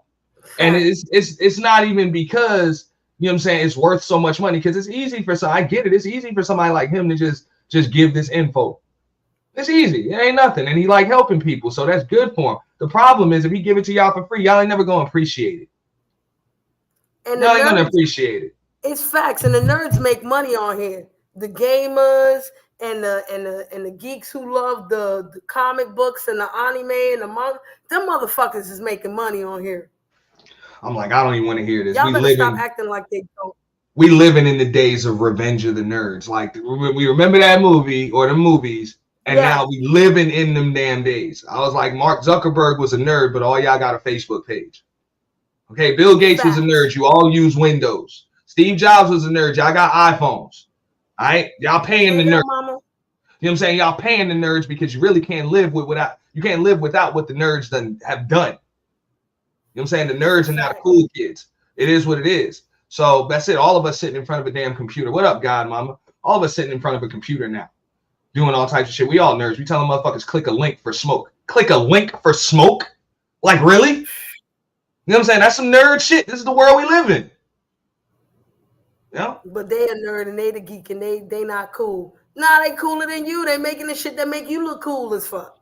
That's what I'm saying. I refuse to even deal with that. And I'm like, yo, I done made to, like, I literally make money for a living. So I don't work with too many different people, and just understand how it works when you're talking about just being in the corporate level, as far as the boardroom is concerned. They don't want no Harvard graduates and shit like that for the most part. You know what I'm saying? They want people that been through some shit and kept moving, and people that got some street smarts. And nowadays people just trying to have, you know what I'm saying, real, like, $1 million companies are trying to have a special connection with people, and they don't know how to do it. So if you got that ability, hell, you are in high demand. Like, you are in high demand just to be able to communicate with people. See, and that's one thing, because I gotta actualize that again. I gotta own that shit for myself. Mm-hmm. It's not like I don't, but I act like I don't. And I used to do it in the name of humility, and it's like, nah, fuck that. Wow. I mean, look, I get it too. I had some people, because of course, you know, after the event, people want to come at me, and I'm like, yo, it's too late. They want to come at me. Oh, well, you're this, and you ain't do this, and you ain't do that. I'm like, yo, if you pissed off at the event, you just have to come at the event. Like, it's too late now. Like, that has nothing to do with me. I just host the show. If you don't like the club, you're gonna cuss out the DJ. It's too late. And T, I thought it was funny when people found out who was your team. Mm-hmm. And motherfuckers was actually mad. It wasn't a lot of motherfuckers, but I did peep. Some people was mad when they realized that Skokahantas was on your team for the Purge this year. Yeah, she asked to be, but that wasn't a problem. She was a great addition last time, and you know, she asked to be part of it. So they cool. All people have to do is ask, for the most part. Unless I just really don't trust you, I'm not going to work with you. But for the most part, that's all people have to do is ask, and I trust her, so it wasn't a problem.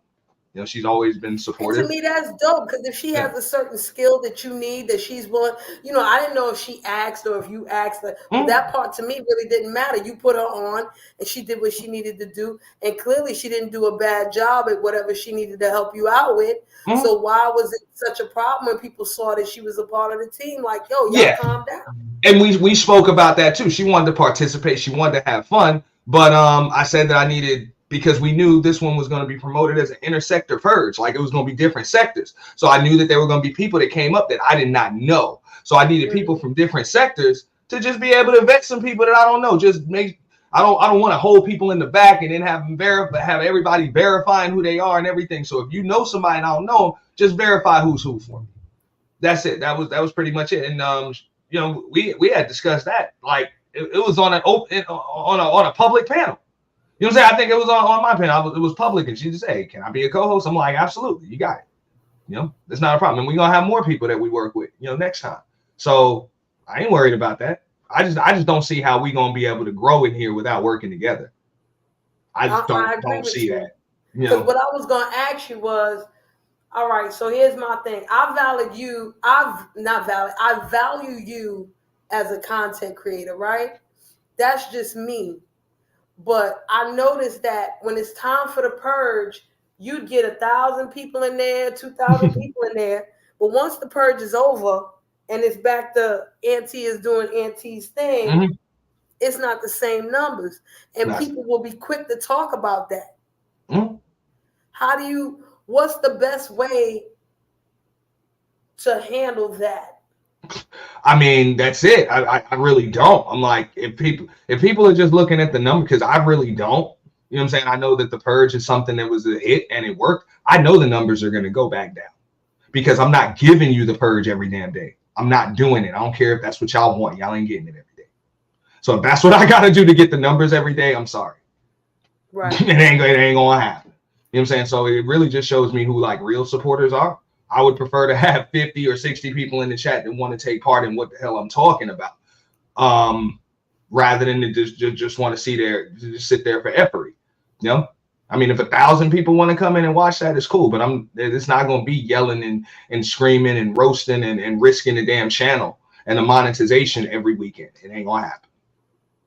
Okay. You know. It's not. The concept we came up with. Well, I came up with the idea, and my immediate team came up with it for a reason.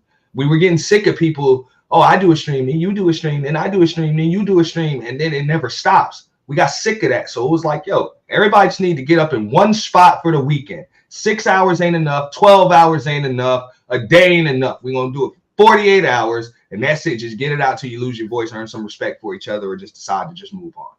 That was it. But it got to be on one platform. Because if not, it's always going to be back and forth. It's always going to be back and forth, and ain't nobody going to be able to give real content. You know? So there was a concept to it. It was always supposed to be over when it was over. See? And I like that shit. But then you got those people be like, oh shit, Layla was on the purge and she won again. Let me subscribe to her because she won the purge. But then when Layla decided that she want to talk about nails or food or whatever else, then it's some old next shit. And it's like, I'm trying to get to, you know what? I know that's not my problem. That's a them problem. So I guess my question is, how do you get the right subscribers? Well, no. Well, here's what we're doing. That's one of the reasons why I changed the name on it. That channel was Auntie, and now it's just the home of the official YT Purge. That's pretty much when I started doing the purge. I had less than 500 subs. So two years later, you know, we've increased by a lot. So I get it. Most people are there for that. So I have a channel for just me. You know what I'm saying? For just me. That's on the brink of monetization. We're going to do that. You know what I'm saying? And people are like, oh, well, the numbers are down. I'm like, well, the memberships are up and the subs are up on it. So we're good. You know what I'm saying? We good over there. But it's time to build, you know what I'm saying, build something else. It's not a problem at all. If that's what people want, you know what I'm saying, we got it over there. But what we're going to do is we working on some things. We're going to be working with Skoka. We're going to be working with Lady La. We're going to be working with Team Fatty. We're going to be working with Buddy Lee. You know what I'm saying? We'd like to work with Shree. We'd like to work with a lot of people. Godmama knows what I'm talking about. Daquan knows what I'm talking about. You know what I'm saying? They be over there whether I got the purge going or not. You know what I'm saying? Whether I got the purge going or not. Like, they fuck with me. They don't just fuck with the purge. And I'm appreciative of that. But those that just fuck with the purge, I'm cool with that too. Like, y'all got a right to do that. You know what I'm saying? Right. Y'all got a right to do that. Just come through when we do it. Share it out. It's cool. You know what I'm saying? I'm not trying to have everybody watch me. You know, because I'm not going to be here that often enough anyway. Sometimes I might schedule a live and not even feel like doing that shit. and push it back, like, for real. Like, you can really count on me to do one stream a week. That's all you can count on me to do. So I'm not a full-time YouTuber. So I'm not going to take it personally if y'all choose to watch something else today. See, you know, y'all have a right to do that, and I understand that. Like, the purge is an event. You know, everything else is just a stream. So that's an event people can look forward to. It's cool. It's supposed to, the numbers are supposed to go through the roof for that. You know, I get that. I knew that when I did it. If it worked, the numbers were going to go through the roof for that. But I also know I cannot do that shit every week. I can't do it every month. Number one, it's too damn draining. It's too time consuming. Number two, it's the novelty gonna wear off. Eventually, it ain't gonna matter no more. So it just can't be done all the time. True. Yeah. True. But it's up to us to stay creative and keep coming out with something new. So we're gonna be just like what you were saying. We working on things now where different people from different sectors with different talking points and just different things. You know what I'm saying? We're trying to work on, just open panels. We're trying to work on people with different talents being able to showcase their talents. We're trying to pretty much turn that channel into a real channel, like a real television network where people are going to be able to have commercial spots, advertising spots. You don't have to be up here talking into a microphone. If you do video edits, if you do music, if you do nails, if you whatever the hell it is, you know what I'm saying? We're going to find a way to connect you with your target demographic. You know what I'm saying? Your target market. We're going to find a way. You know what I'm saying? You are very much necessary. If the only thing that you do is video edits and music and stuff like that, hey, man, you know how many people need a co-host? Like need a co-host to just do that? Okay. You know what I'm saying? Just make sure the vibe is right, things like that. Maybe some people just need somebody backstage just to flash up their comments while they go in. While they go in and roast or drag or do some other things like that. You know what I'm saying? There's a lot of things that people need. So let's connect the buyers with the sellers again. You know what I'm saying? And everybody doesn't have to play the same game. Because I get it. We can get caught up in this whole sector thing. And it's like, okay, well, this one has a lot of people watching because they roast and drag. So I got to roast and drag too. It's like, if that ain't what you do, that ain't what you should be trying to do. Right. You know what I'm saying? And you ain't less than nobody. You just don't do what they do. I'm pretty sure there's something that you do better than they can do it. So let's get it popping. And the thing, Auntie, with these quote unquote sectors is that there are people. Okay, you can't take a roast, right? But I do put out serious content. You're gonna try to shut down even my serious content. Like, what the fuck? Yeah. What's the point of that? I mean, I get it. If your whole thing is roasting and gagging and dragging and doxing, that's your whole shtick. You get money off of that. Okay. When somebody try to flag you or whatever the case, I guess it's all right. But if I'm trying to do something serious, I'm gonna just put it like this: there's a lot of people in these sectors that want to do serious content, but they too afraid because whoever they got drama with might try to shut them down, which is to me just as bad as calling police. Yeah, I mean it's the main reason why I usually don't announce the purge until like the last minute, like literally the last minute, just with enough time to promote it where people are going to hear about it. That's it. I don't tell everybody as soon as one ends, this is when we'll be doing the next one, even though I usually know when the next one's going to be. But I can't tell everybody else that because that's when the flag teams start coming. You know what I'm saying? Trust me, I got a bunch afterwards. You know what I'm saying? Everything it didn't stick because it was just BS. But I got a bunch afterwards because people mad about numbers and they trying to count my money and all of this other stuff, which I'm like, just mind your business, man. It's over. It's too late. You know, it's too late. And I ain't trying to step on nobody's toes. You know, I'm not trying to take your subs from you. I'm not trying to take your viewers from you. I didn't even know that was possible. The hell am I going to take your subs from you? You know, people are crazy on here. But attention is the new currency. So when people feel as though you're getting more attention than they are, they feel threatened by it. Oh, yeah, that's that bullshit. Yeah. Well, you got to keep in mind, like you want to handle this like a business. You know what I'm saying? You want to handle this like a business, and you want to do good business. And yeah, we get paid for it, but you ain't dealing with business people. You're not. Let's keep it real. You're dealing with a lot of like the world's rejects that just happen to find the internet. They're not business-minded people. Most of these people are the types of people that when they go into the club, they ain't the life of the party.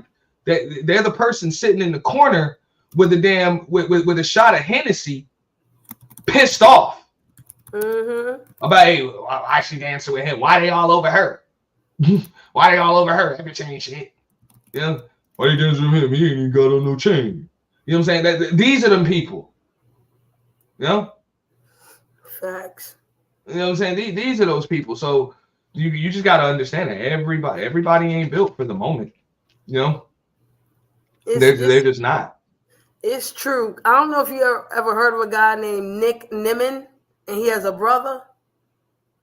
Isn't that okay? Nick Nimmin, is that the dude? Is that a white dude, right? Yeah, he is. Yeah, that's if I'm not mistaken, that's a YouTuber that be telling people how to grow their channel and do their channel, right? Yes. Yeah. Yes. And I know he's part of StreamYard. He's part of that StreamYard team. Yes. He's Yeah. part of a Now, lot too, buddy. I told people to watch what he's doing so that way they could set up they like my visuals. That's where I learned how to do a bunch of my visuals from. Right over there. Right on that channel. Without buying no extra software. Thank you, Auntie. And believe it, the rest is on members, and we're gonna do that. But yeah. Okay, and there's a lot of times where he'll be like, okay, you could click a link and write what you got going on, and we'll try to help you, and we'll try to build your shit up, this and that. You know how many times I wanted to go on there and be like, yo, help me out?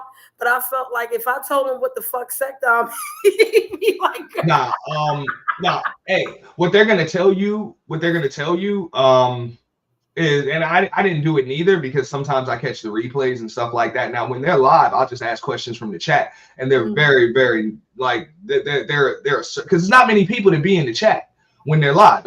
They might have 60, 70 people in the chat. You know what I'm saying? It's not a lot, so they usually get to your questions, and they'll just answer them. But for the most part, what they're going to tell us over here, because I call. Like everybody thinks they're part of this sector, they're part of that sector. I'm like, the way YouTube got you grouped is you just black folks that live stream. That's all you are. You know what I'm saying? That's it. You're like a live streaming sector, and most YouTubers don't primarily do live streams, but we do, which is the toughest way to grow. It's tough. It's just extremely tough because it's hard. The algorithm's going to attack attention span. I ain't gonna go too deep into that, but most people don't have the attention spans to watch long live streams. Unless they're engaging in it too. Most people just don't. So most live streams won't have replay value. But what they're going to tell you is you have to upload more videos. You have to upload more videos. You might want to do some shorts, and they're going to tell you to work your hashtags, work your titles, things like that. You know what I'm saying? They're going to tell you how to start working the algorithm rather than trying to work the people. Because live streaming is more about working the people. You know what I'm saying? And when I say working the people, it's just building that connection with your audience, giving them what they like and keeping them engaged and stuff like that. But the whole YouTube game, that shit is about algorithms, for real. You know, you're trying to get into an algorithm, then you're trying to steer an algorithm, then you're trying to become an algorithm. Yo, Auntie, you just blew my mind just now. Because when I first came on YouTube, all I did was uploads, and motherfuckers like, uploads are not gonna make it. You ain't gonna get nowhere with an upload. You gotta start live streaming. It helps, but think about it. Your biggest YouTubers, the ones that have been around for a while, most of them were at a point where you needed 1,000 subs just to be able to go live. So how do you think that they got the 1,000 subs? And a lot of them got like huge followings. They got like million subs now. You know what I'm saying? They got huge following. They had to upload videos. You know what I'm saying? They had to upload videos, and they had to attack attention spans, 5-minute videos, 10-minute videos, 15-minute videos, usually nothing longer than that, nothing longer than a half an hour, just enough. And then make sure you do, you know what I'm saying, people are directed to your entire body of work. So when you do finally go live, ain't nobody in your chat box trying to troll you. There's no time for that. You know what I'm saying? Ain't nobody doing that. Ain't nothing but people that support you and like your content over there. And also, once people actually were able to go live, you know what I'm saying, it was something that people look forward to, and they know how hard they had to work for the ability to be able to do it. So they're going to give people a real stream. They're actually going to interact with their audience. They damn sure ain't going to make their live stream about some other YouTuber. That was something you didn't see back in the day. Facts. Just like now, you see people using their community tabs to roast people. Was it like that when you needed at least 500 or 1,000 subs for a community tab? Rarely. Nah, people was using that shit to engage with their audience. Now, since they're giving everybody a community tab, people working that shit like a Facebook page. And that's why they're getting the flagging on the community wall now. Yeah, just saying what's on their mind and stuff. But I also understand just with what I do, that's the game. That's just how it works. That's every industry is like that. There's people that's gonna come before you that's gonna have it tougher than you. Like they're gonna make things easier for you when you get here. You know what I'm saying? Just like there was people that came before us that made it real easy, that made it kind of easy. You know what I'm saying? Like now you need 500 subs to be monetized. When I got it, you needed 1,000. You know, just for monetization. It's cool. You know what I'm saying? Now you give anybody community tab, you needed 500 at one point. You need 1,000 to go live. You need X amount of subs. Things change, and pretty soon you ain't gonna need no subs to be monetized. Like you ain't gonna need none. All you got to do is fill out the paperwork and verify who the hell you are. What? I had You know what I'm saying? I had to remind people that even though I got over 500 subs and I'm monetized, I'm not fully monetized until I get that 1,000 subs. Yeah, they don't. I get them watch hours or whatever the case may be. They don't know that. They don't know that. They just see your super chat button and they don't understand. Like that's all she got. That's all she got. She got that and she got the members. Now they give it to some people. They give the memberships to some people at 500, but they don't give it to others because I was working with some other people and they can't find their memberships. They're not able to upload trailers on their videos. I'm like, damn, you got a lot of shit they ain't letting you do. But I don't know. Maybe I unlocked something. But that's just the that's just the game. So yeah, you don't get no ad revenue yet. You don't get no ad revenue until you hit another milestone too. So that's really all she got is donations. That's it. You got donations and you got your memberships too. So that's really it. You know what I'm saying? So understand, like when you're on YouTube, know the difference between, and I tell people this shit all the time, know the difference between your consumer and your customer. When you're talking about ad revenue, you know what I'm saying? Ad revenue, those are your customers, your sponsors, those that pay the ad money. That's your customer. That's where you're supposed to be making a bulk of your money from. Paid promotion, shit like that in the video. You know what I'm saying? Your audience, your supporters, those are the consumer. That's why they give you a donation, but you can't count on that. That's why donations are going to fluctuate. You're going to get some amounts one month. You're going to get larger amounts another month. You're going to get a small amount another month. You can't depend on donations. If you are, then you running a 501c3 charity. Mm-hmm. You know what I'm saying? This ain't no for-profit business. You might want to change, you know what I'm saying, change your tax code and shit. You know what I'm saying? If the only thing that you're making is donations and you call yourself making a living off that. You know, but I try to tell people that just understand, you know what I'm saying? Your audience is the consumer, but they not the customer. If your audience is the customer, you ain't doing this shit right. You know, it's just like watching a major television network. Like they understand if you got the hottest show that's out, whether it be CSI or whatever the hell is on. I know me and Amina was talking about Blacklist or whatever. You got Blacklist or something like that. Mm-hmm. Yeah, you watch Blacklist, a television network. They make a bunch of money, but they understand you ain't the customer, you the consumer just for watching that. Their customer are the people that pay for the damn commercial, the commercial space. That's who pays the bills in there. Montel Williams said that shit. Hey man, we gotta pay some bills. Take a break. We're gonna take a break. We can go to commercial. We're gonna pay some bills. That's it. That's how they make their money. You know what I'm saying? But they need you to watch them in order to sell that space for good money. You know what I'm saying? Because if they can prove that I got this amount of people watching me every day at this time, then the commercial space becomes worth a lot more. You know what I'm saying? That's why you see them damn infomercials late at night, in the middle of the night, shit like that, because it's cheap commercial space. It's cheap space. Right. You know what I'm saying? Cheap space. Most people asleep at that point. You know? So, you know, most people don't understand that. You know, so I never wanted I never wanted the consumer to become the customer. You just opened up my Thank you so much, Andrew. And in most industries, the consumer and the customer are the same person. You know what I'm saying? Like if you got a restaurant franchise or some shit, your consumer and your customer are gonna be the same person in most industries. But in this industry that we in, that's the way it is. You know what I'm saying? They're different. They're different usually. Right. Oh my gosh. Like you really just opened up my mind.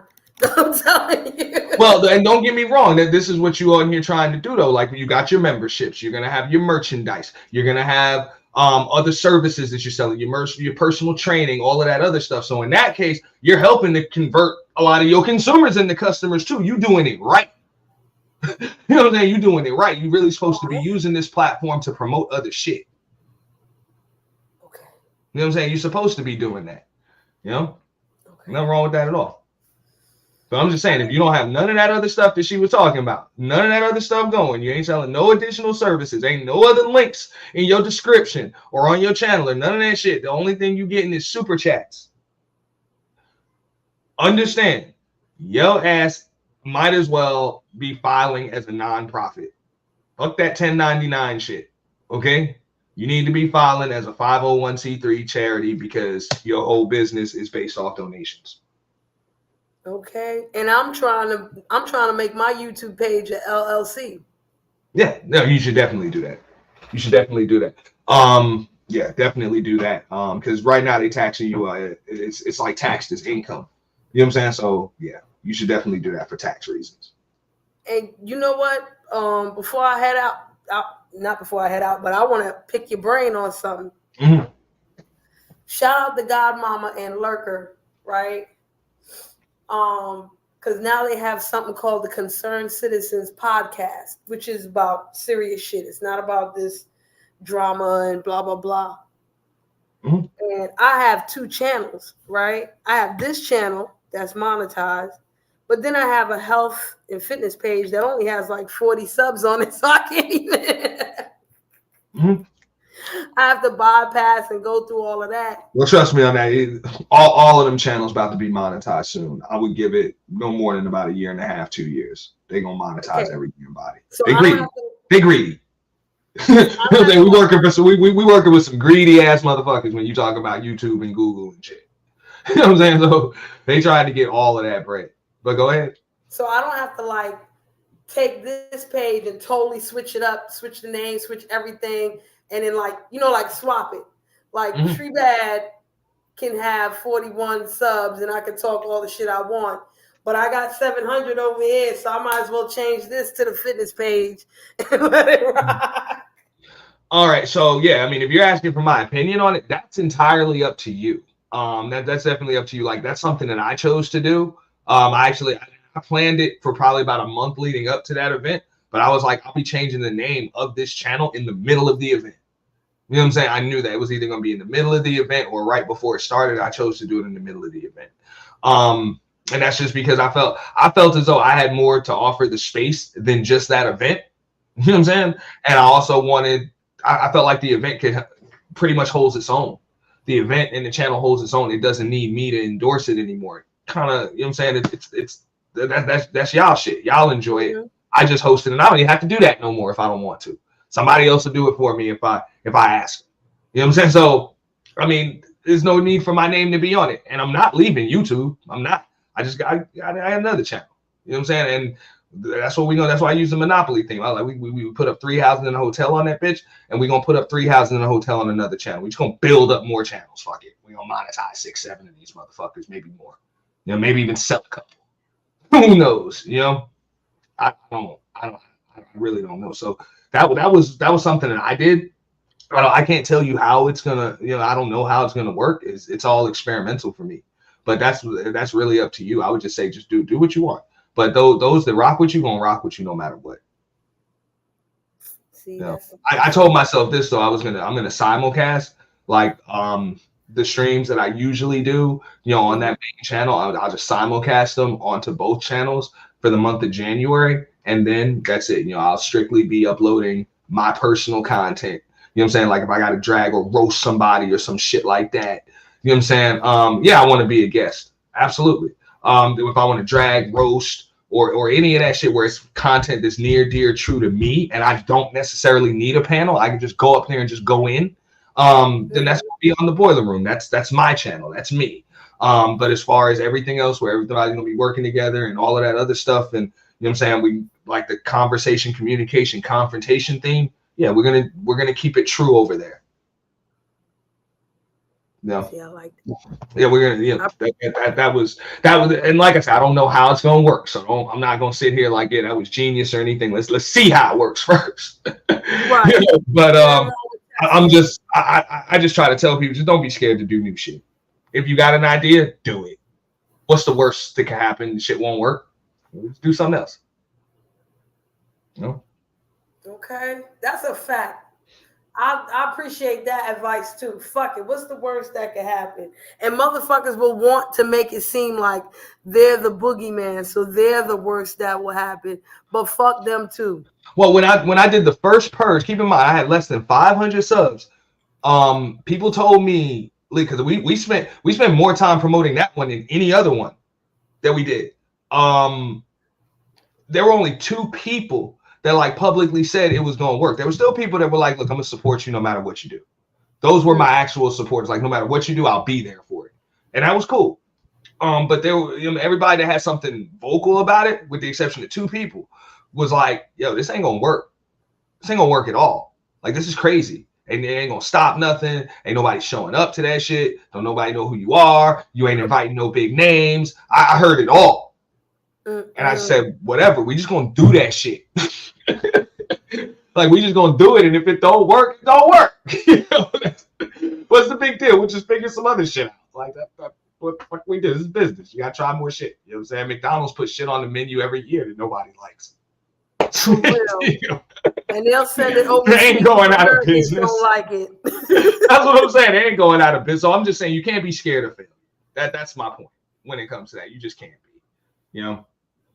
You can't be at all. But I also understood where a lot of other folks was coming from when they telling me it ain't gonna work, because they really only seen things done one way on here. They see content creators that have to come on here and they have to do it every day, or even if somebody's doing it part-time and it works, they start making some money and then they quit their job and then they want to do it full-time, and then they become a slave to this shit. And then instead of the audience tuning in to find out what it is that they have to say, now they're just going live to give the audience what they think the audience wants. So then you got a content creator that becomes kind of phony, loses their creativity and starts going with the crowd, and it's like, bro, do you follow trends or do you set trends? You got to ask yourself that. So it's, especially when you're in the position of creator, because at some point, like, you got to be cool with nobody watching you. You got to be cool with that shit. Like, for real, it's just like an artist, like a true artist doesn't give a fuck if anybody buys his art. Don't give a damn. They just got something in them that they got to get out and splash on this canvas. And they let the art dealers deal with who buys it and what they pay for it. Let them deal with that shit, man. You just doing what you do. Auntie, that's what the biggest yoga teachers have told me. They were like, listen, you're going to start with nobody coming in your class. You might have a class one day, it'll be 60 people in there, and then the next day, nobody shows up. You got to do this because you love it, not because you expecting X, Y, and Z from it. Mm-hmm. Trust me, I know what's going to happen. Like, everything is strategic. Even when I pull mostly everybody's wrench. I know people that try to pretend like, oh, I've been supporting you. It's like, then you would know that I pull wrenches for this shit, for this event. So why are you taking it personally when you come up in here, you ain't got no wrench? Why you take it personally? Well, why you take my wrench? It's like, it just shows you ain't my supporter, because you would know that I take wrenches for this event. Like, you would know that. So try again. You know what I'm saying? I announce it and I say it. I'm like, yo, if anybody come in here tripping about why they don't have a wrench, yo, you know that motherfucker don't be listening to me. Don't be listening to me and don't know how to read the room, because I just pull them. You know what I'm saying? Just for that. But then those people, they don't get them back. So I try to just put the medicine in the food. But I'm glad, I like what you said. Then that's what made me come up, because I was really just going to listen to you. But yeah, I'm glad that people are just stepping their shit up. I see other sectors, they're trying to do their intro. They started doing intro videos and tried to come up. I seen people start doing logos, you know what I'm saying? Their own custom logos and labels and getting their own mascots. A lot of y'all over here already had that shit, and I'm glad for that. You know what I'm saying? Like, y'all already had it. But I'm seeing people doing all types of shit just differently than they were doing. I see people trying to plan events. A lot of people have reached out to me in the last like 3 weeks. You know what I'm saying? To collaborate on events, not just a stream, not just a panel, but an actual event. You know what I'm saying? Something that people could look forward to. You know what I'm saying? So I feel fortunate. You know what I'm saying? When it comes to that, I feel fortunate, because it means that people have been listening. People have been actually paying attention. People don't just hear a siren and see some visuals and just hear people yelling. Like, they actually see, you know what I'm saying, what it is. You know, They see a value. Well, I'm just like all that shit is fluff. Like all that's fluff. That's ain't nothing but just dressing or casing for what we really got going on there. Like that shit was supposed to be, yeah, it was something to get for people to get their shit out, but it's really just a fun weekend. You know, it's just a fun weekend. It's a party, whatever. Yeah, we gonna expose the fuck shit, but the fuck shit gets exposed on Monday morning. When those that didn't want to pull up all weekend show up on Monday or go live on Monday morning popping shit. Oh yeah. You know what I'm saying? It's like that's the fuck shit. But those that pull up usually say they had a good time. Even if they got roasted, they say they had a good time. It was fun, blah, blah, blah. Cool. It's the ones that didn't pull up and got all the shit to say afterwards. So we know that's going to get exposed. But the real thing was supposed to be, just like you said, she won 3 times in a row. I'm going to sub to her. It was supposed to be a stage where the audience and supporters and people with smaller channels could get on the same level as those with big channels. You know what I'm saying? With big channels, like you can talk to people, you can cuss people out. It didn't matter who the hell you are, you ain't above reproach. You know what I'm saying? And it didn't matter if you got 2 subs or no subs. If you just in the chat box, you can just come up here and steal the show. I'm gonna give you a solo.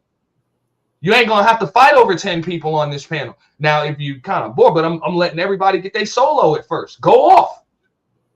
You know, go off. Say what you gotta say, or just come up here and shoot the shit. We gonna have some dead spots. You know, in here we know that this is like 48 hours long. We're gonna have dead spots, but that's what it was supposed to be. It's supposed to be like a networking convention, you know, where people in the chat we're gonna be able to sub to each other. You know what I'm saying? Sub to each other, have conversations with each other. People that you didn't even know would link up. Like I saw Team Fatty and Lady Lot did a collaboration, you know, a couple of weeks ago, and they're gonna be doing more. And a lot of us are gonna be working together. A lot of us are going to be working together. People working with DJ Witch Doctor. You know what I'm saying? People are about to reach out to Buddy Lee and some other folks too. Like there are a lot of people that I think are working together and are going to work together. You know what I'm saying? Just because of that. And that was the goal. Because I don't see how you can survive in this shit. Even if you don't like each other, you got to understand that even if I'm beefing with you, I'm working with you. Like for real, if I really hate you that much, I ain't gonna beef with you on here. If I really hate you that much. Because I already know after I roast you, the people that just watch me are going to watch you for your response. They're going to want to hear your response. So if I really want to drown you out and don't want you to get no views, nigga, you don't exist. You stopped existing as soon as you pissed me off. You know what I'm saying? So you got to understand that. Even if you're going to beef with somebody, you're working with them in some way, shape, or form. So we're going to have to work together. And there's nothing wrong with sector loyalty. Ain't nothing wrong with that, because chances are your sector is what helped you to get to where you are. Helped you to get to where you are, and y'all got to help each other. But that's not going to fly too long as far as just, you know what I'm saying? You're going to have to branch out at some point, because what's going to happen is it's going to be impossible for the smaller folks in one sector to grow. It's going to be impossible. Because what's going to happen? Oh, I'm not going to go live while she's live. I'm not going to go live while he's live. I'm not going to go live while he's live. So then you only have 3 channels that people go to, and everybody else is going to be small. So you got to move around. You got to move around. You got to network and stuff like that. You can still support each other and still rep the sector and all of that other stuff. But I just don't see how you're going to have continued growth on here if you're excluding every damn body. You know what I'm saying? I mean, you got to try to include people and make people feel welcome, or else you can't get anything new. Well, you know what the problem with that, Auntie, is when you deal with the drama shit, right? And there's people who are forward thinkers like that, and they'll be like, okay, well, fucking me and you don't really get along, but we're gonna do this.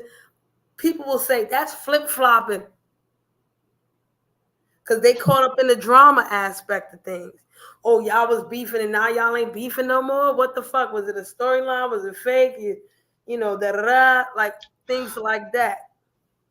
Yeah, they don't get it. I'm like, look, I still don't like this motherfucker. I don't like him. Fuck him. You know what I'm saying? But I understand that me beefing with him, we gonna make some damn money. There's a super chat button down there. Like, it ain't no ad-friendly content because we cussing and shit.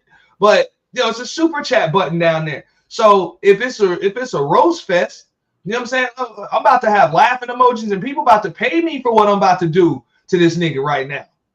Like, they about to pay me for this shit. And if he's even a worthy opponent that can last more than 3-4 rounds with me, he gonna make some bread too.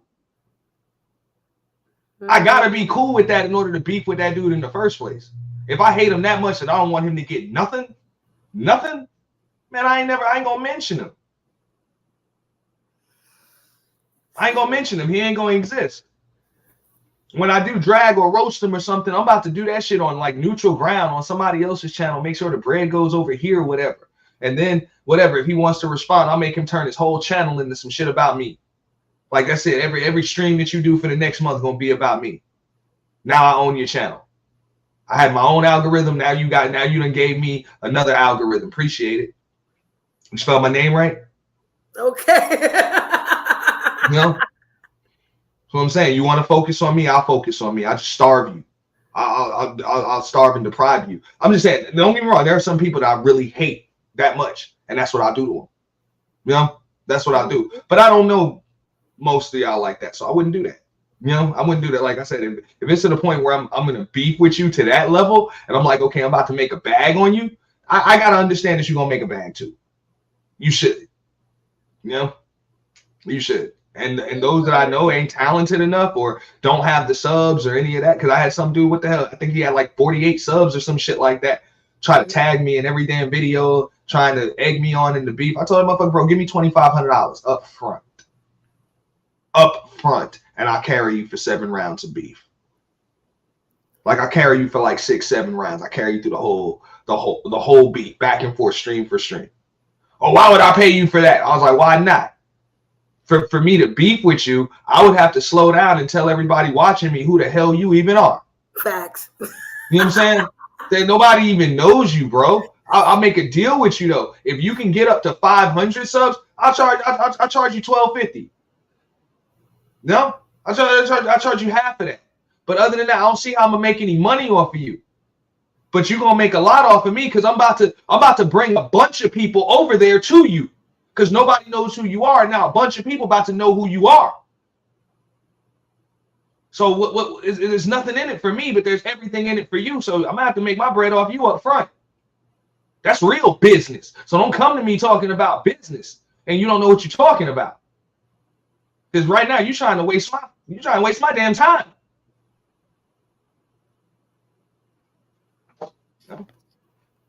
That shit is facts, y'all. Y'all better take this teaching right here.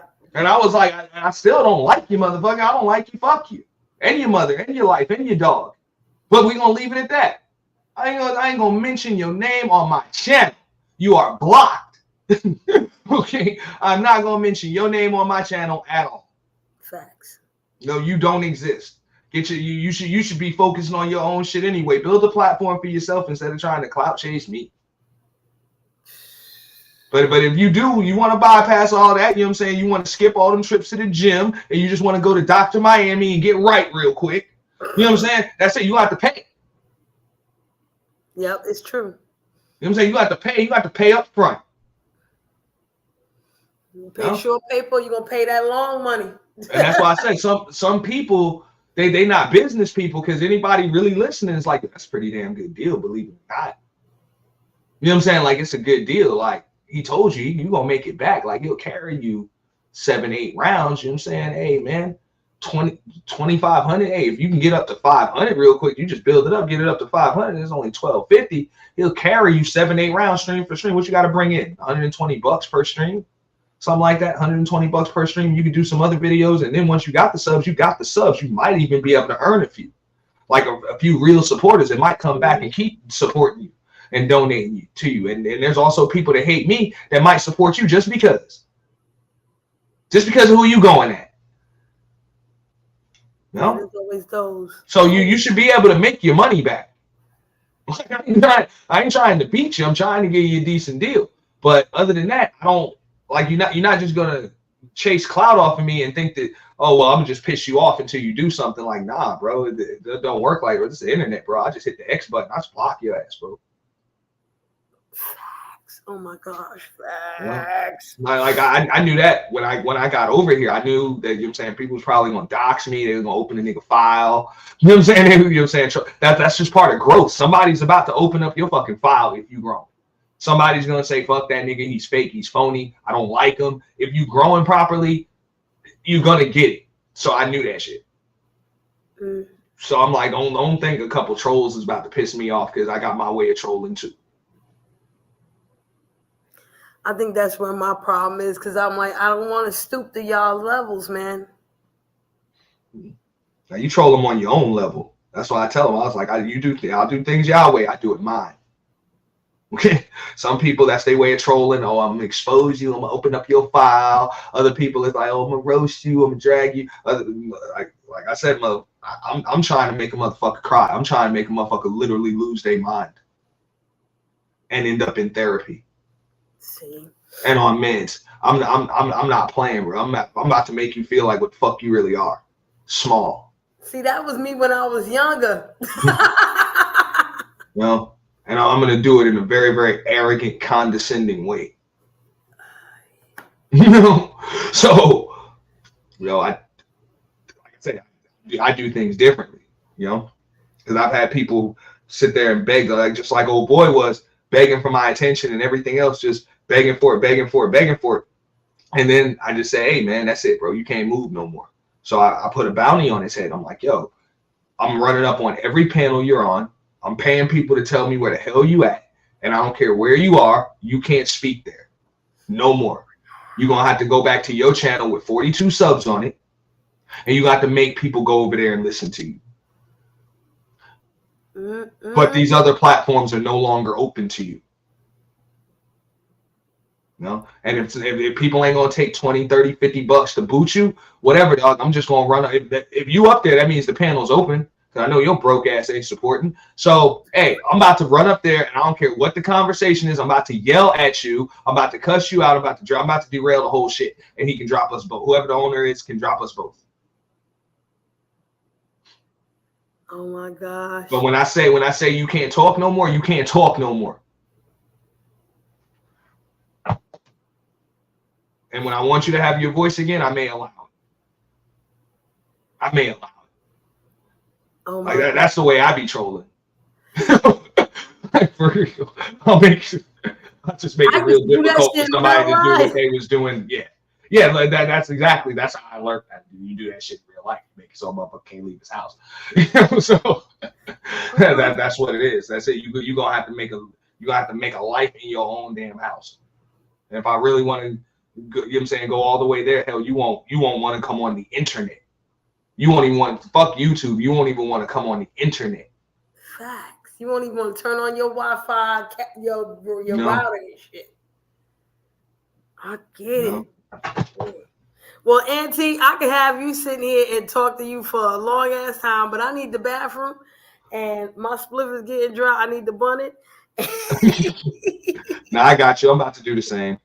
I'm just getting some shit together. I'm about to do an expose on some motherfuckers too. You know what I'm saying? They thought I forgot about them. I ain't forget about their asses. Leave no stone unturned. They like, oh, he got bigger shit to deal with. No, I don't. I do, but yeah, y'all on the list too, motherfuckers. Okay. I got you. I'm trying to get my schedule together too, not to get at people, but just to get my shit right. Yeah, that's it. But no, at the end of the day, I'm gonna say this shit in closing. Do what you love what you do, and if you're not having fun, just click the fuck off of this shit. For real. Don't worry about the money. Don't worry about the clicks, the views, the subs. First and foremost, just have fun. Okay. And all that shit will come. All that shit will come. Definitely do that. And then again, it may not, but at least you had some fun. Yeah, and it doesn't, listen, to try is not to fail. Fail is when you don't do shit. There you go. But fun is important. It really is. And I so appreciate you coming and talking to me and talking to everybody in the room. Hell yeah. And yeah, just like you said, the fun, like, hey, the failure is when you don't do a damn thing at all. But trust me, hey, if it's about money or whatever, I done made money failing.